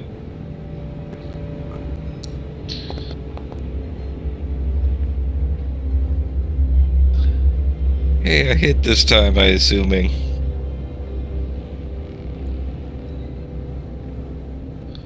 Because 22 does hit, right? 22 is indeed a hit. You go ahead and roll the damage on that. Single action, there's the words I was looking for Battle Medicine. For 10 points, as you bring your sword down and cleave the Dryad in half. Its body seems to explode as you do so, twisting and turning into what it would look like moths on the air, exploding their way out and fluttering into the sky. Though the sky itself quickly grows ever darker overhead. For once, the rain stays lets up. The sun shines a bit, and a bird even lands on top of your character's hat for a moment, chirping a few times and then flying off. Before the tree before you seems to collapse and fall apart onto the ground. Whatever powers holding it in place now have evaporated. Though that's probably not what's going to gain your attentions entirely. No. It looks like there may have been a chest inside the trunk of that tree. Now buried as you see it coming down, the party took some time, 15-20 minutes. You could definitely dig it free. Is the remaining sprite still attacking us? Looking towards it as you do, you see its body begins to fade and shimmer before outright disappearing, turning to dust and ash on the wind, fading away.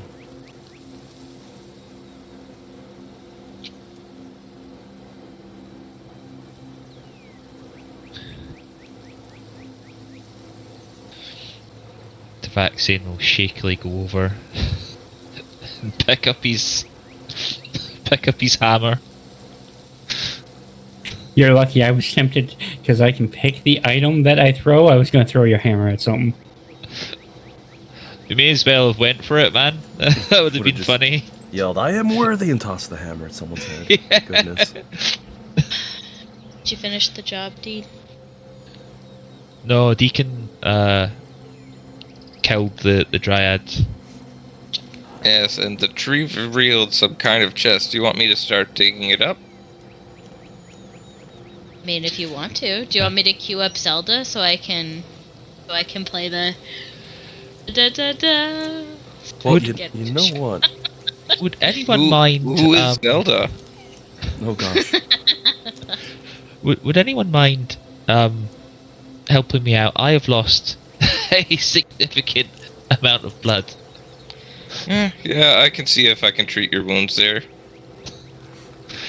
The half-orc's gonna Hey, give you a firm also- pat on the shoulder, though, and nod as he points at the ground. It's right over there, bud. I found it. Gives you the wink, smiles as he walks away. Thank you, Mr. Orkman. And you see the vaccine's looking in the wrong direction. Oh goodness. Well, at least it's not a critical fail. Yeah, but doesn't make it.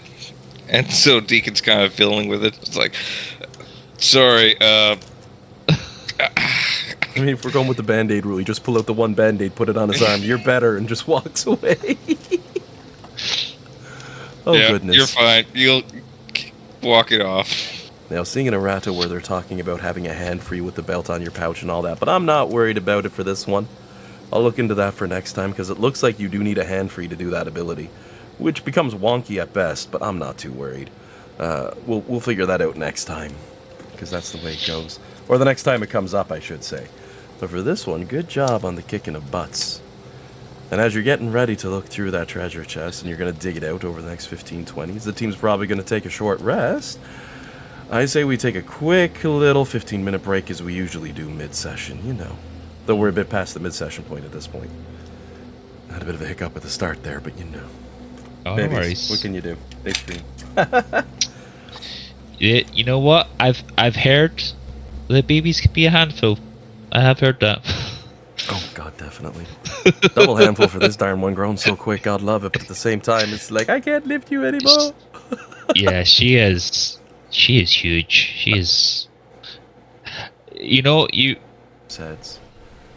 As we kick back in after that fight, after the creatures fall, and you've taken about half an hour to dig that chest out, is where we're kicking back now. By this point, Deacon would no longer be dazed. But possibly still confused. Yep. I was trying to figure out a way to stretch for it, but I decided against it. I got you back. That one's classic, that old school. Great, now I'm going to have an enemy have a big, gigantic... Well, we already had the wooden stick, so the paddle was there, never mind. Well then, everyone. Chest lying before you that you found at the bottom of the tree. And during this time, while you're at the crossroads, they'd pull the caravan over. The people, somewhat shocked and surprised over what they've seen, would take the time to set up, essentially, a makeshift stop, grabbing some food and rest. And what might surprise the party is immediately many people coming over, bringing you food, bringing you snacks, stuff like that, patting on the back like, whoa, that was a hell of a fight. One very, very old woman walks right up towards Deacon, looks up towards your character with the squinty eyes, nods, says, "You're almost as good of a man as my old man was," as she walks away. Whatever compliment that means. But you know, when an old lady decides to compare you to someone else as a compliment, it's usually good. Deacon feels pretty good about himself right now. But yeah, these people are grateful. They take care of you. They sit you down for a warm meal, a good time. Mind you, you're still doing guard duty, but you have their support. Nodding, you know. Even heading right over to Devaxian as well. One of them's like looking over your wounds, your injuries, like, you need some medical supplies? We got some. Now the team might be better at roll checks, but that means while traveling with the caravan, If you were to burn resources as part of healing or food or anything, you don't need to here. They'll cover, essentially, your expenses in that regard. Alright, that's good. Handy to know. Though, except for the one merchant with his own cargo pack that he comes with. He has his own horse, hauling his own wagon. The father still running full. As he looked towards the team and said, "Not me. You want from me, you're gonna have to buy. I'll give you a good deal, though." As he walks over towards the half-orc and sledgehammers him in the back of the head. Full-on knuckle bash. You hear like, "Ow!" And he grabs him and holds the back of the head and pushes the head down a bit, you know? In sort of a subduing manner, immediately growling, "Did I say you could fight? I didn't say you could fight. Get your ass over here. You're gonna be my son-in-law. You're not gonna take any dumb risks. Leave my lady a widow. I'm gonna make sure you come here. Get over here." You know. Oh dear. So you said that, all the merchants, like the food, like if I wanted to get more arrows. Grabbing any more pieces of actual equipment is certainly available at regular price. The father, being a merchant, carries with himself wares, and he also makes a point that another wagon that's being carried you'll find, which at first you might say, why do we have 500 pounds of soap sitting there in a box, and he'd just say trade. We need money, it's a long trip, you know.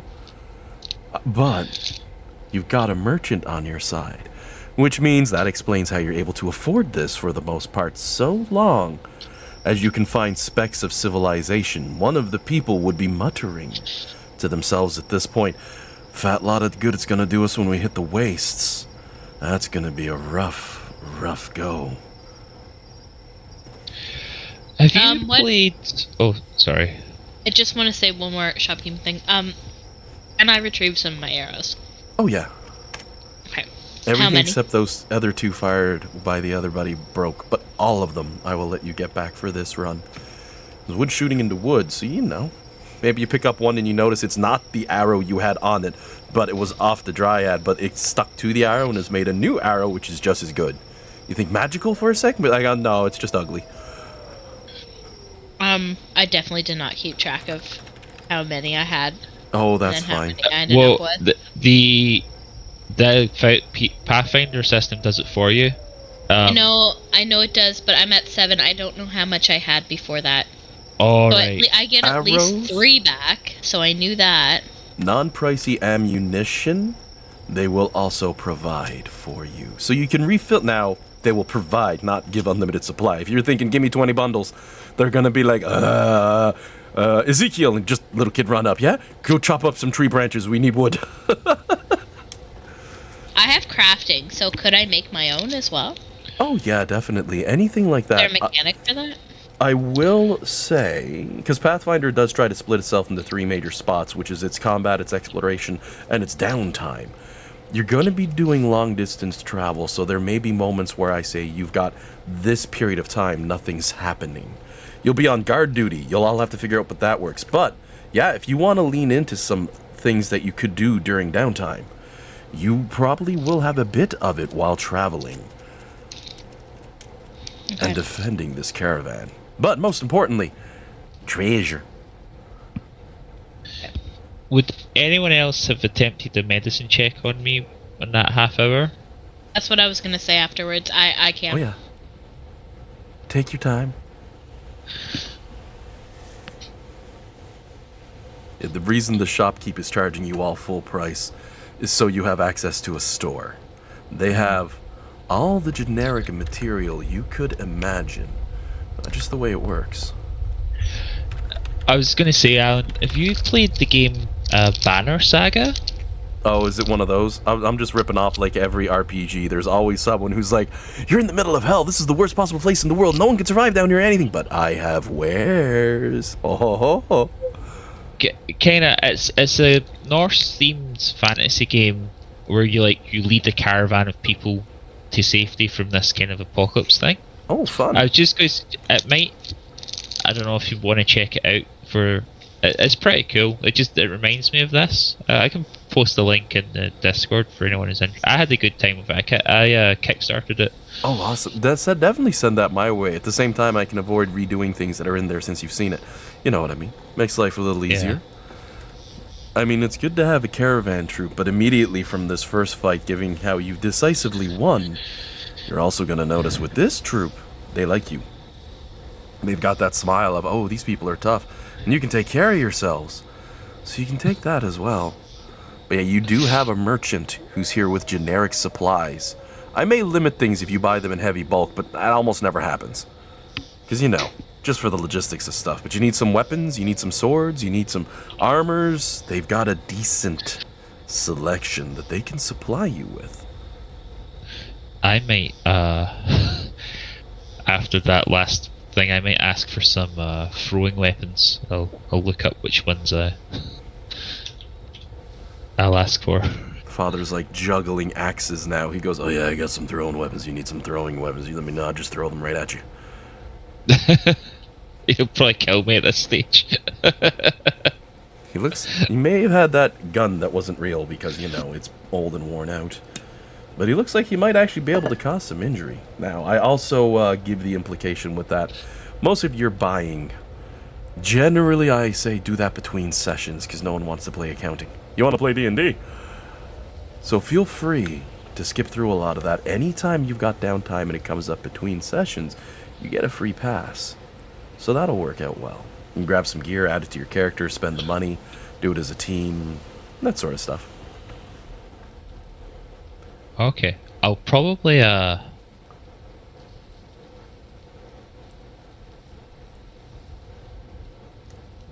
boy. Darts are 1 copper piece. And let's not forget the mysterious chest that you found. Yes. Though, the vaccine could use some healing if anybody else wants to give a shot. Nestor got the 11, so it's just a blank out for that as well. You inspect the bandage and you're like, that's a really nice bandage Deacon got there. I wonder where he got that from.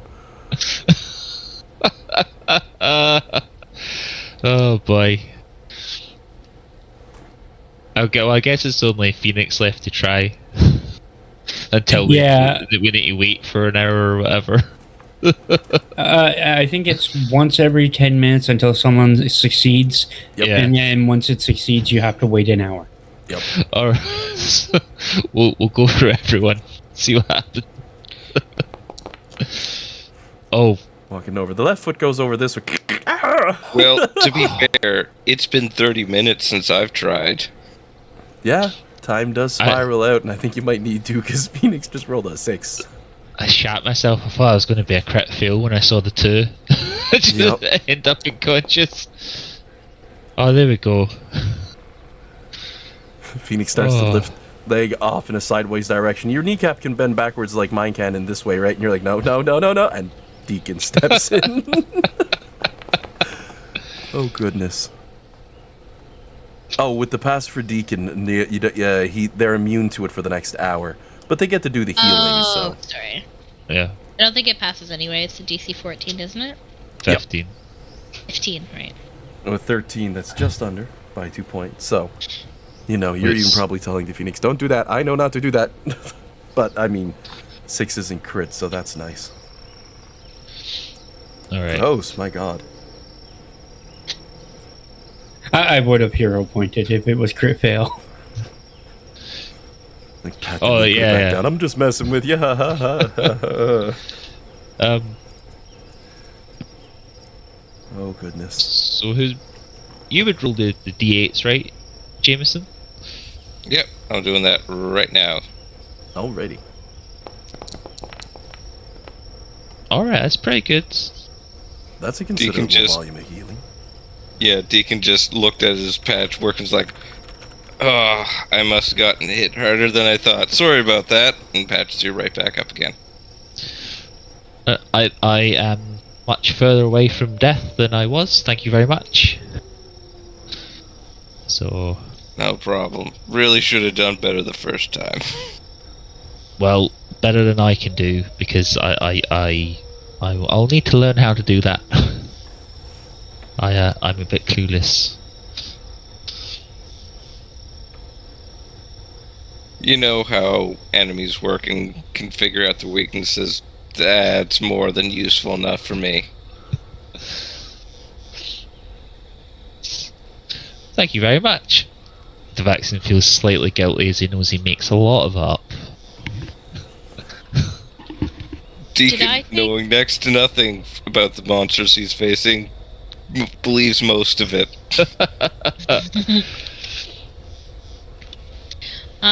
Did I take damage while I was in the bathroom?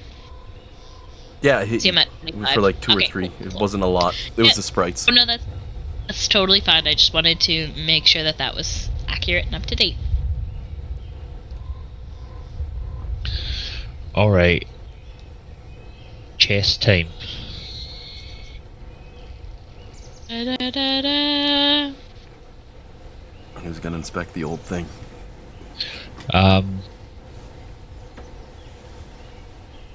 I'll make hand it open. Oh yeah. Oh, it's locked. Ooh, that's where I come in. Is it trapped? Maybe.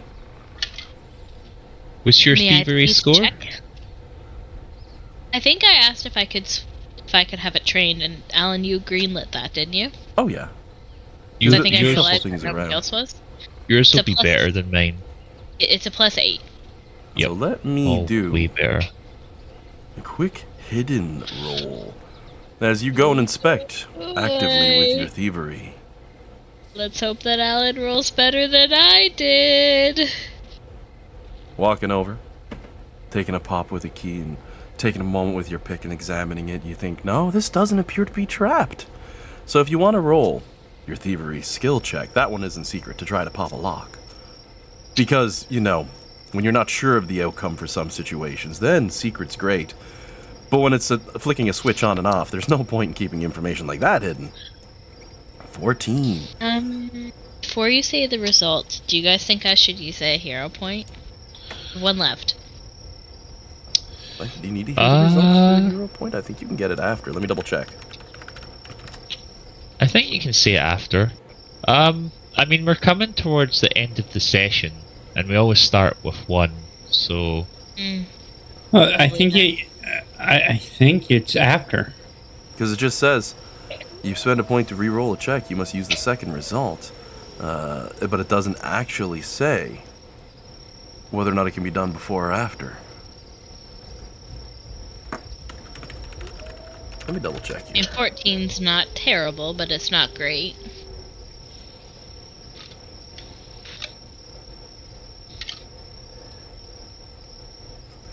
Pazio's official streams unanimously run it as roll, see result, re-roll if it sucked. I don't see anything there that says anything that says you don't. Yeah, so yeah, it is a fail. You can do them after a fail. May I don't as see any well. reason why not. I'm going to look into that, though, a little detailed, but it doesn't seem to have the wording to restrict it. You only get to use one because of fortune effect and all that, mind you, but Oh, it's worse. you I'm sorry, have guys. to use the roll. No, the second one. However, it's still enough to pop the chest. Just enough. You were thinking, oh, this is easy. I'm going to get this. As parts inside snap and break, because you weren't quite careful enough. Because, you know, if the hero point backstabs you, that's what I have to go with. But an 11 is still enough to undo the lock on that old chest. The question is, did Jillian have enough time to load up that sound effect? I did. Some pause. I'm sorry.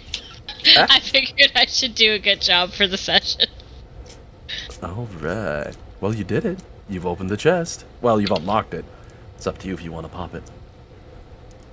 It's a little bit beefier than me. Deacon, you wanna open that? Actually, you know what? I'll open it because I have Whoa, extra. Phoenix, So. Phoenix, We could move back and try and mage hand. Oh yeah, you're totally right. I forgot about that. Yep, let's do that one.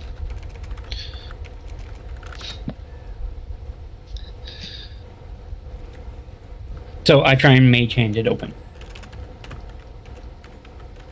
Alright, well.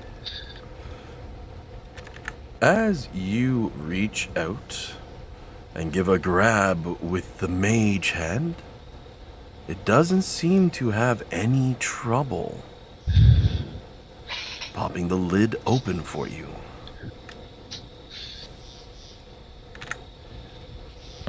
There's the whole team standing back like, no thank you. Yeah, just in case.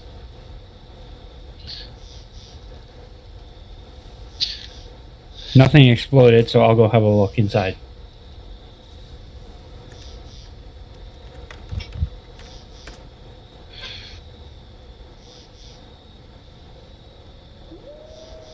So as your character makes their way over, you'd be leaning your head over the chest, walking up to it, taking a look in and wondering, okay, what do we have here? What have I gotten myself stuck with?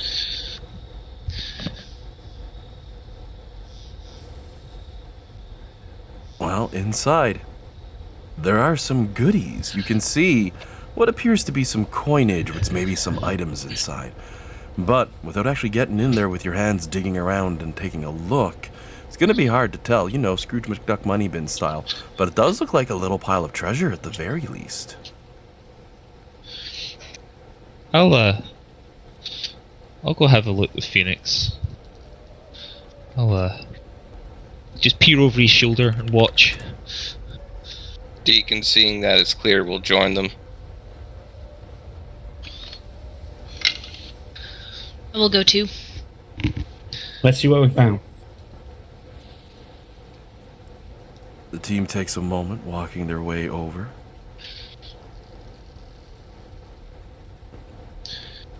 But it's coinage. Who's going to dig their hands in and start shifting it around to see what they find? And it's a lot of copper and silver, I'll make a note of that. But somebody will have to dig around if you want to see what's in there. I'll do it. Something about that just feels right, you know.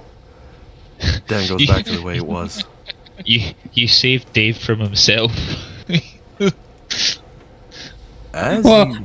technically, I have 3 hands right now to dig around with, so... Efficient, really. The mage hand going in as well. Just say, let me help out. Give me a check as you're making your way in there. An Arcana check just for your character.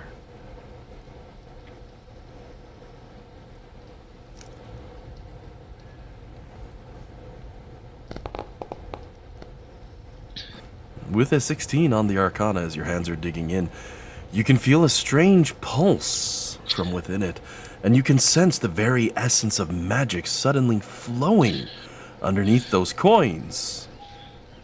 Your character reaching down a hand, Yes. grabbing as they did. Now there's a few other items in there, but you pull up from the coinage. From this rather large chest.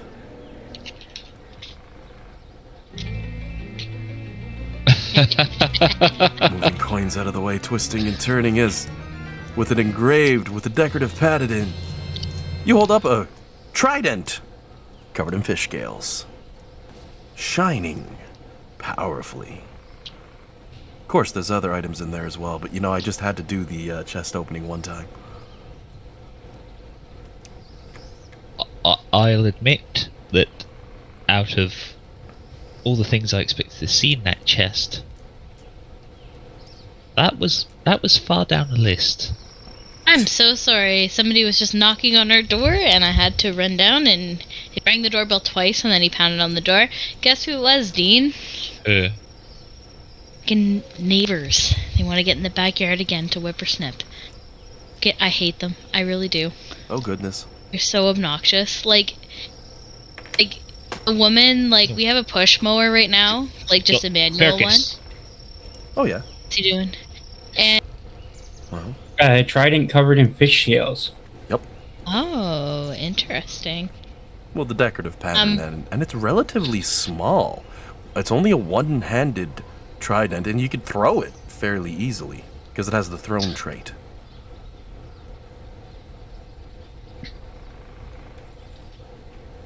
There's other Magical. things. It might be, maybe. But as you look through, you also find other pieces of gear. A sawtooth saber is in there. A curved blade serrated like that of a saw, Usually worth about 5 gold, does a d6 point of slashing damage. One-handed. Fun little piece of gear. As well, you would find a rather interesting looking hat. Someone give me a style. I will let the team decide what this hat looks like. So give me something wonderful, crazy. Tri-corner. A what? High corner hat? Tri-corner. Tri-corner hat, like a captain hat style. Give me a second. I'm gonna get a beautiful picture here for it because I just have to. Ooh, this will work nicely. Nope, can't grab the image. It got cranky at me. A big old beautiful tri-corner hat with a bit of a fringe and of course a feather, because that's fun. That would certainly stand out to the team. You also find a game set made of alabaster and obsidian, worth an easy 20 gold points. I'm Doesn't seem triggered to by that catch. word. Give me a trigger warning next time you say obsidian, please. Oh, yeah, that's fair, that's fair. I'm just joking. I'm joking. You know what? I'm gonna say it's a dragon chessboard just to go right over to the 5e side for a second. You'd even be picking up the obsidian king, which is in the shape of a dragon carved, maybe staring at it for a few extra seconds as Nestry, you know? She starts, she has like 1,000-yard stare of a PTSD flashback. Oh, goodness. There's Yeah, your that's- items that have been found. Oh, and the gold. You find 250 silver and 250 copper. Ooh.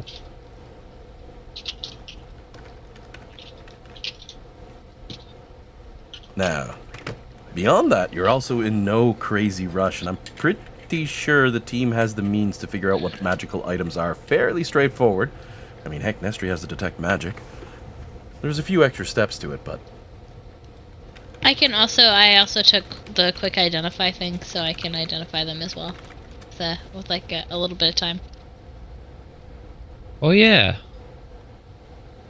I think it takes an hour, whereas it would post to like half a day or something like that. I'll read it again. You take only 1 minute when using identify magic instead of 10 minutes. Is that what Yep. it is?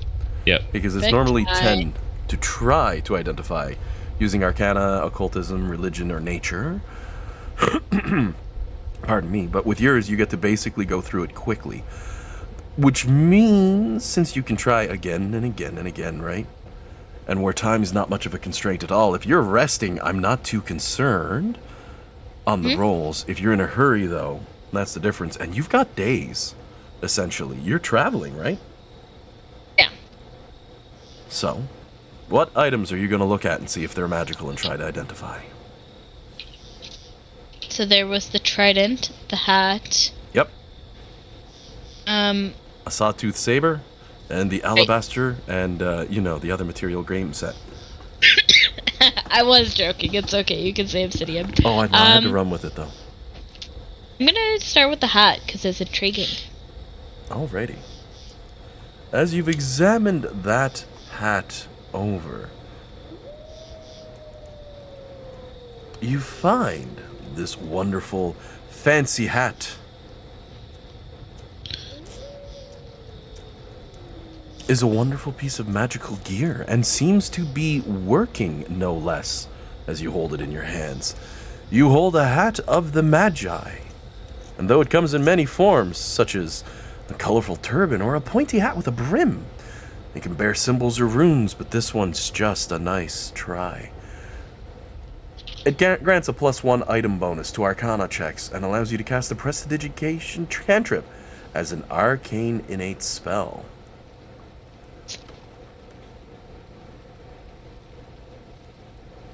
I'll go to the saber next.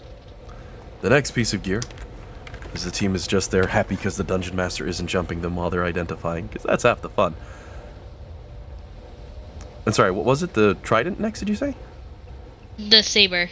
Oh, the sawtooth saber. Not magical, just a regular sawtooth saber. Okay. Request.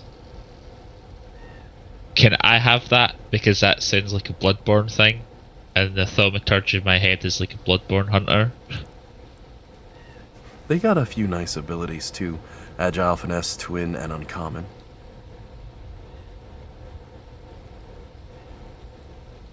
I mean, I don't care who takes it. I was just gonna identify all of them first, and then we could talk about who gets what. Dangerous immediately jumps. That one's mine, please. Ibs. But I think it would be a lower damage dice on average for Deacon, and I think I use finesse weapons, but it's up to. Oh yeah, it's all yours. You can get a second one of those sawtooth sabers. You can take advantage of the twin property if you're going to Oh, dual what? wield. Actually, you know what? I might not be proficient in it. You should try adding one to your inventory, Jameson, and see if you have any luck. Because mine's is only a +3. I think it's because it must be a specific weapon type. Interesting. It's classified as just sword for that one. A bunch of them fall into that, mind you. It's an advanced weapon, mind you, but It could be the advanced weapon tag. Might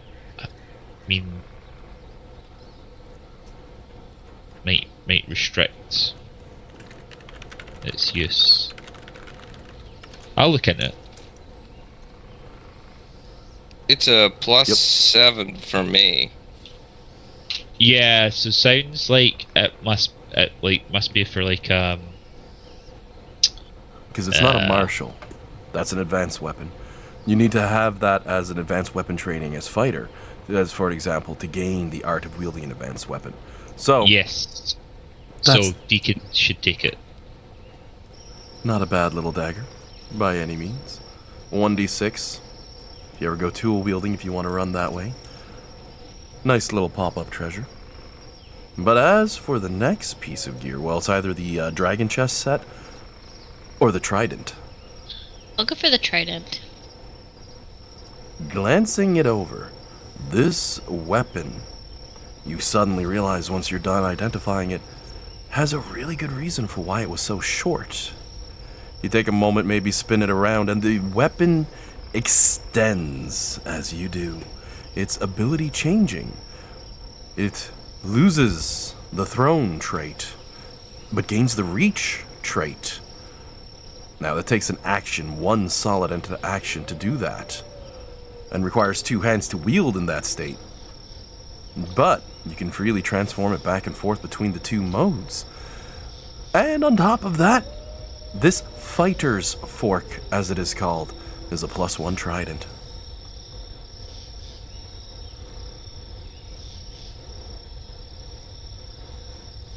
Nice. Ooh, I like that. The fighter's fork being a specific magical item. It's a martial weapon in the spear category. Tags for a nice 1d8 +1 for attack and damage. The first true magical item you've all got in the campaign because you decided to investigate the rotten out tree. You're like, you know what, we'll peek at that, see if we'll get jumped, and you got jumped.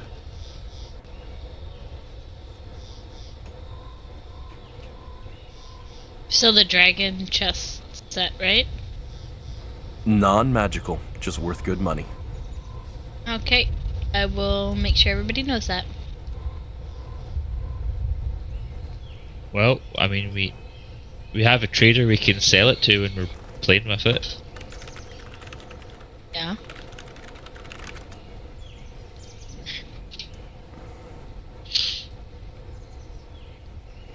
So we'll get who's doing the treasury this game?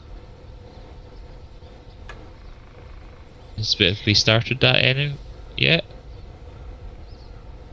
I certainly haven't started it. But we can put it the loot channel maybe? Is there a loot channel? Oh, Let me see here. can make a loot channel. because there's the player's notes. I got the handouts where sometimes I toss things, so I'm gonna chuck it in there. I did throw that picture of the full moon on a clear night. And then there's the player ones, and I'll add a channel for loot. I'm just gonna call it loot. Yeah. Players can track whatever they like in that to make life a little easy, because it's one click to do it for me, so I'm not gonna complain. But let me grab the handouts, and I'm gonna put those in there. Oh, you're We'll gonna get- put it in? Oh, I Just a bit throw it of in the type handout in. so you have the copy. Okay, perfect. We'll get 62 silver and what would that be? 5 copper each. That would be like the silver, and then we would have like half a copper, or no, like 2 copper left over to go in the group fund.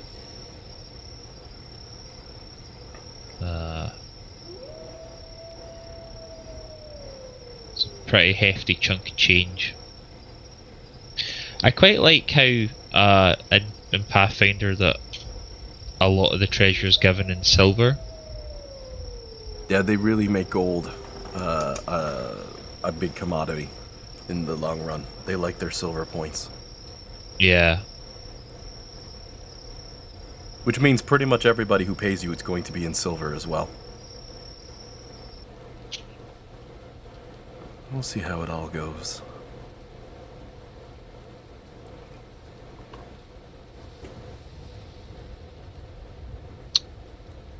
Yeah. Alright, awesome. I'll be Very honest nice. though, I almost threw a Pathfinder coin in there. Did I just cut Jameson off? No, you didn't. Okay, I thought I heard it for a half a second. I was looking away. Discord lag, right?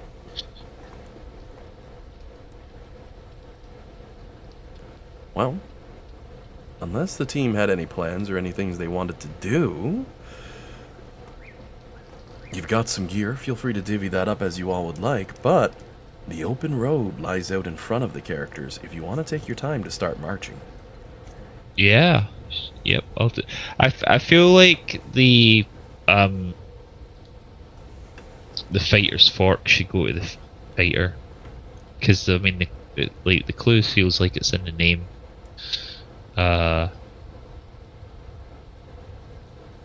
the plus, and also giving Deacon a magical attack is probably wise, because I can make my attacks magical class feature, whereas you need a magical weapon. Yeah, thank you very much for, because I do really want that thing. That sounds like a very good weapon. The extended yeah. fork gives you reach for 2 hands, though, so you always got to have a hand free to use that ability. 2 hands free, mind you, to use that ability. 1 on the weapon and no shield, essentially. But you can do some butt kickery with it. I saw it pop up when I was looking through magical items and examining things, and I just said, oh, yeah, that's going in a side quest item for the players if they want that. Definitely. Because that looks fun. But if you transform it, like, you can see the description for the magic item when you pull it up. It's an official. When you transform it, it loses its throne property. Rightfully so. It becomes a gigantic friggin' stick. Like,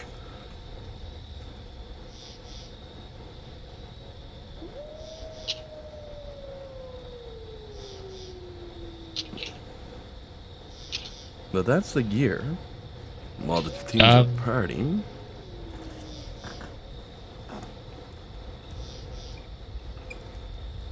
Who's taking the hat?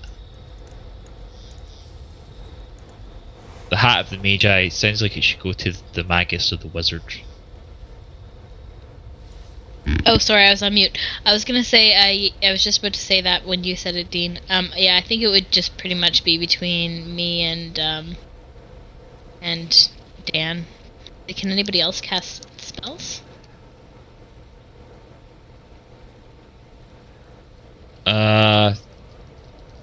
Not without retraining a class feat, which I think is too early to do that kind of thing. Yeah. Out of the two of you, can any of yous not cast that cantrip? I don't have prestidigitation. I already have it prepared. But it does The give you other a benefit? +1. It gives you a +1 to Arcana checks. Yeah. So I get You- like, do we boost? It's your Arcana, Dan?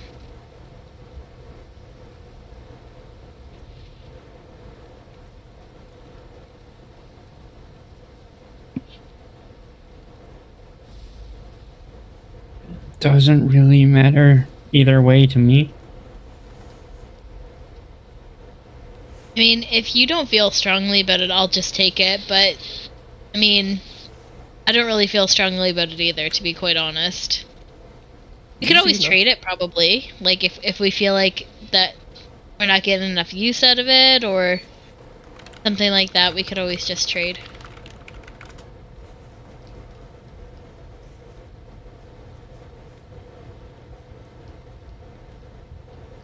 I'm also trying to remember, I don't think you have much worries on the amount of time to...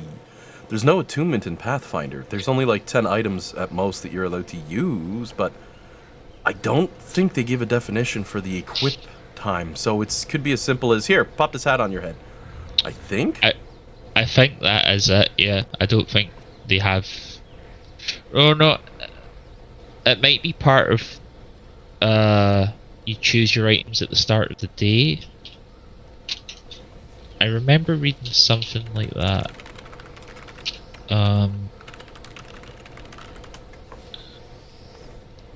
You can attune up to 10 items.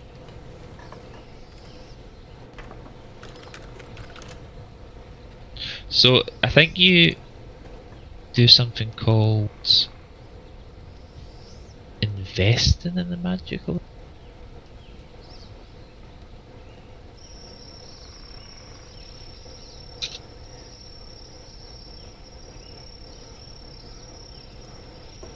Yeah, it's invest. And like an action, usually taking up the same amount of time it takes to don the item. So yeah, an action. So But it has to have the invested tag for that. oh, and if it doesn't, I guess you don't need to do that. I don't think the Hat of the Magi has invest. No, it is an invested item. My bad. Oh, Has right. the tag. But yeah, I guess the putting on a hat would be an action. So I guess it takes you an action to. Oh, but if you remove the invested item, it loses investiture. The item still counts against your daily limit after it loses its investiture. Reset the limit during your daily preparations, at which point you invest your items anew. Well, I mean, we've got so few magic items, you can swap it up to 10 times a day. I don't know if that will come up, but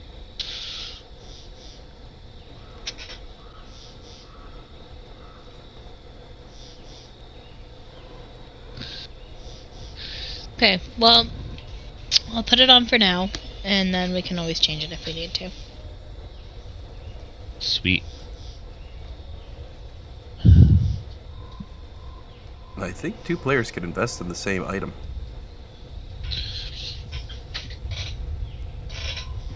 But it says if you remove an invested item, it loses investiture. So when you take, I guess when you take it, well, it depends what removing it is. Like, it does seem a lot harsh to say, like, if you take off your hat because you're inside, you lose investiture. Like, I don't know.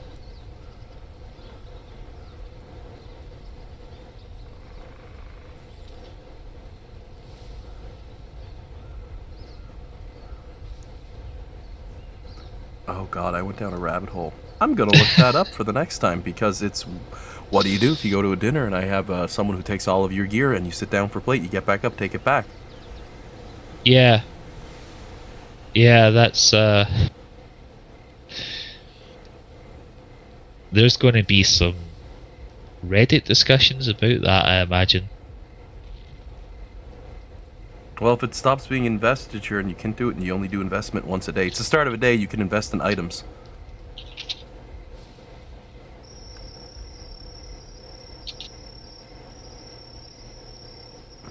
Fun. Oof. That's gonna be entertaining. Not too bad though, a restriction, but it gives you 10, 12 with a feat. Well, that was a bit of a rabbit hole though. But swapping it around shouldn't be too bad.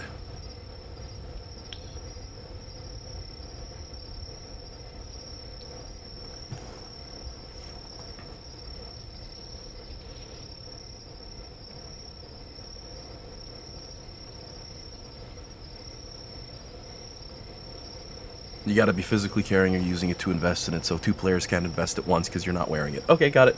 Alright, so, magical gear is out. Team's got some good stuff. Anything else before you continue on your path?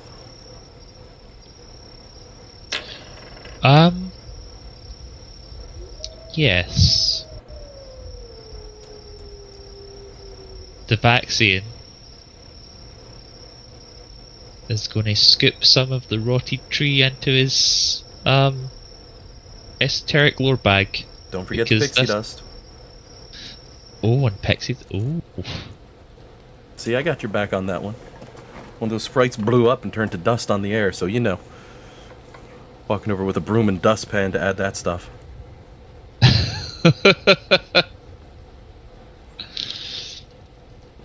Take that moment, Right. you sprinkle it on yourself, you're like, ah, no, I'm not flying, never mind, Peter Pan lied. Alright, so I've got pixie dust going into the bag and a rotted dryad's tree shards.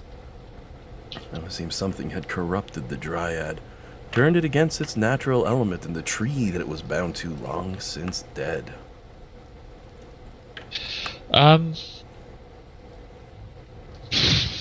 There wouldn't be any way to determine a cause by examining the tree roots or anything. Arcana or nature, if you were looking into this one deeper. What could I use my esoteric lore at a -2? Yeah, as usual, yeah. Okay, so it gives me a +5 tool. I'll Arcana this one then. Alright. Alan, I'm not seeing the head of the Magi in inventory. Is it MAGI? MAGI, I believe so. Let me just see here.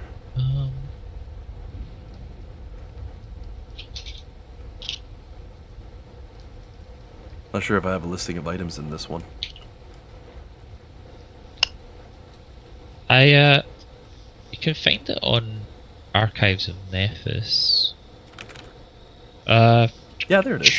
I've got it underneath the equipment on here. Give me a moment. I will load a Hat of the Magi in for you. Okay. I 'Cause did I can look. drag and It's drop.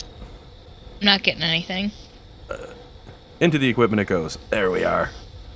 Thank you very much. I'm sorry about that. Oh, no worries. And the investing shows as a diamond under it. I like that. And it actually shows how many you've invested. So a pretty hat. We can get the icon or something changed on it later, but for now, mechanically, it's on there. The good old drag and drop. And what did we get for our checks as I was looking away for a half a second? 21 and a 12 on the esoteric lore and the arcana. Giving a rub of your jaw for the arcana, you find it odd. Something about this doesn't quite sit right. But the Vaxian, as they're looking over this one, is able to confirm that it was very much unnatural. They're normally bound to a singular tree, these dryads, and normally are kind remnants of nature, not this monstrous thing you fought. You can also tell, however, that it had been dormant for a very long time. In fact, you're somewhat surprised it was able to wake up at all. Most things of that general nature of the world have long since faded away, as there's no magic to support these sort of creatures. But here it was, coming at you. Unfortunately, without a true base of magic and with the tree that it was clinging to so desperately all but a rotten husk of what it once was, which appears to be a side effect of being stuffed with a chest full of magical gear. It left that poor dryad in a state of insanity. At least on the plus side, you did manage to put them out of their misery.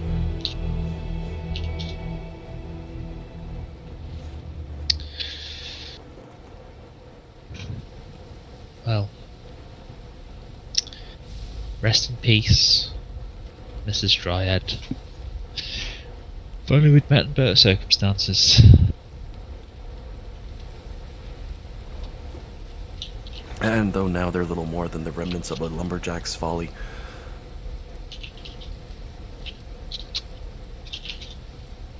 the team's got some healings, got some bonuses. Anything before you all move on now?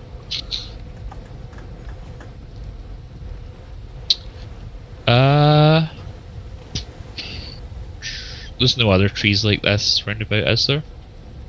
No, everything else seems pretty nice in the area. No other dead trees or issues or problems to be had. Just because we're here, and out of curiosity, I'll go over to this little pond, peer into it, see if anything strange is in there. Just There's a chance. blue-spotted toad staring back at you, giving a firm ribbit as you stare in towards them. Goodbye, Mr. Toad. Responds with another loud ribbit. He takes a step away and looks back. Can you understand me? It gives a firm ribbit. I realise the problem now is that I don't understand you, so you might be saying yes or no. It gives And another firm ribbit. then he walks away, pondering the mystery of the toads. Blue-spotted toad is like a polymorph level 19 spellcaster, just like, okay, good, they're gone. They just pop back into the water, happy to be a frog. Not actually a toad after all. Yeah. Well, tell you what, for this next part, as the team makes their way, you've got about 2 good days of travel, but there's a couple checks I'm going to need, so feel free to heal yourselves up. You're not under much stress, but as you are traveling through the wilds, as you make your way through these unforgiving lands, who's keeping their eye out? Who is on watch for the most part? Considering Deacon's up in the front, he'll be having a look around. All right. Running. Would someone else have been able to give me a heal check over like the day we're not doing anything? Just because you don't restore all your HP on a rest. Yep. I can roll another one. I would Feel- like to do the same for that case. Feel free to roll your healing checks. You've got about 2 God. days worth of silence here. I'm so sorry. Oh goodness. That was close. This time, you've got Nestri picking up like, does it bend backwards? I'm curious now. Let's see. Phoenix speaking up. No, it does not. Deacon saying, are you sure? Oh, there you go. There you go. Now I get to heal myself. Oh, that's a crit heal. Because DC 14, you got a crit success on that heal. I think, does that make it 48? Yeah, it does make it 48. Yep. Damn. Should be saying Dan. Very good. Feel free to toss that one back at yourself as you work on the healing process, but geez, 4d8, nothing wrong with that. A nice high dice, 22 points. God damn. Well, that puts me full health. Well, your character's doing fine. I'm gonna need He's- a perception check from the person on guard. Which, most likely Deacon for this one. You got it.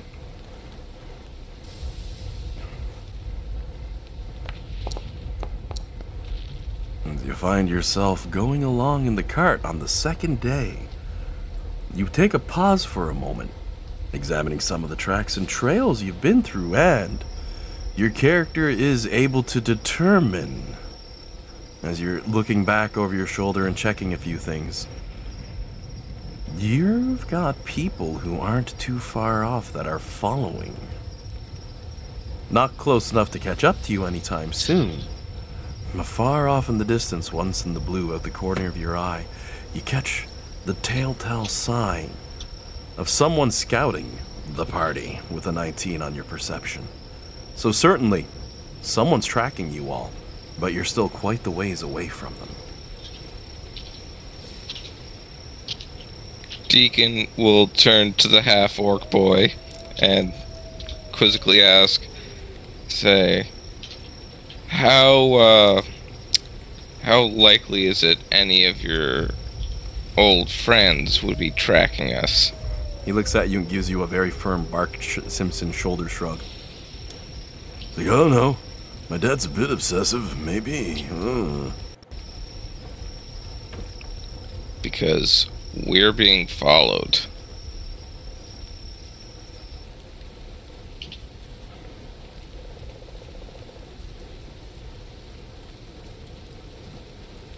And Deacon will kind of go to the back of the wagon, and are the other wagons in range enough to... Oh, you're all that I clustered could- together. Okay. I'll kind of call out to whoever's in the next one. Devaxian, you're in the next wagon, right? Yep.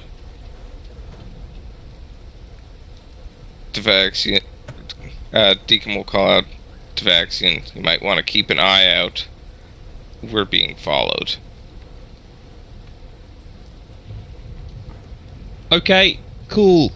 I'm guessing we're being followed by people other than the caravan. Right.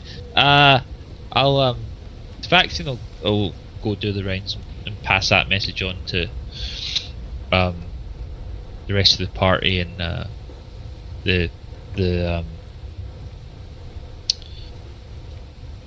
merchant who's kind of running the show. They Wait, get is he up? information. Is he up in front? Oh, his cart's dead in the middle. Safest spot he could dead get in with the all the middle. wares. Alright, He also cool. carries most of the food there too, so nobody seems to really mind. And you've seen many a merchant in your day, and many a people have many opinion of many a merchant in your day.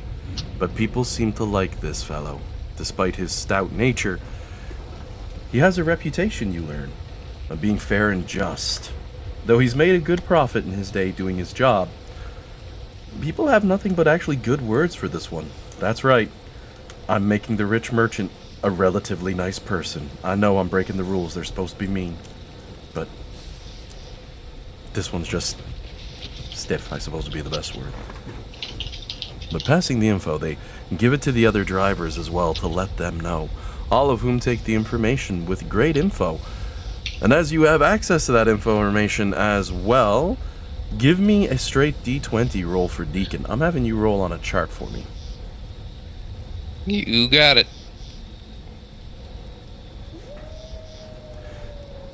Because even if you slow and you take your time, whoever they are trailing you, oh nice, oh very nice, doesn't seem to get close enough to track, and the son of the orc chieftain would confirm as well.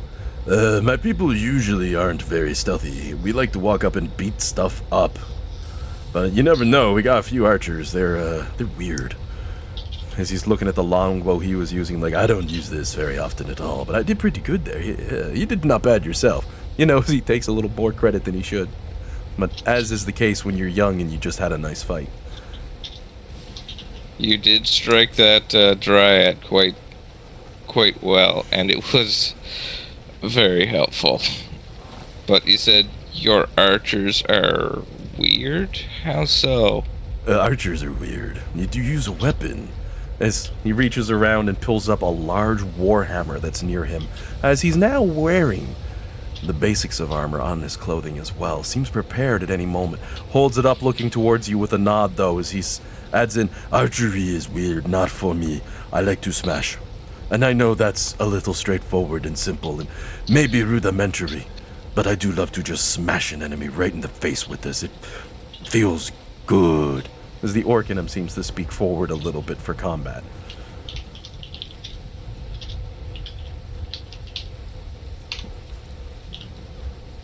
At least you know, Okay. worst comes to worst, they can do a swing. But you're probably wondering what that 19 was for. Well, as the caravan's making its way still, as you're still traveling, I'm going to say at the start of the 3rd day here,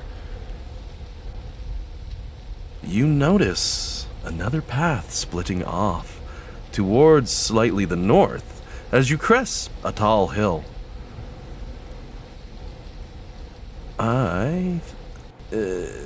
Who's got the highest perception stat in general? You all look like about a 4. So, we got Devaxian at a 6 here, and Deacon as well as a 6. So both of you would notice, nestled in among the tree, among the brush and the bush down below on an offshoot path, but only maybe a few hours out of your way, appears to be a ruined, overgrown, abandoned temple. Which, of course, would make your half-orc companion quickly speak up, pointing towards it and saying, yeah, like that stuff, see, we go there, raid places like that, I swing at things with my hammer, they go away, and we find good loot. Yes, very good loot. It would appear the players have a decision to make for next week's game. Do you want to go examine the overgrown abandoned temple and see what goodies and progressive information might be in there, or continue traveling through? Could we go, please? I just feel like there'll be something there. And, worst comes to worst, I am the most likely to die. So, you will at the very least get away quickly. That has been the pattern. Well, everyone, I'll leave you with that decision, and I'm going to go ahead and cut the recording here for next week's game.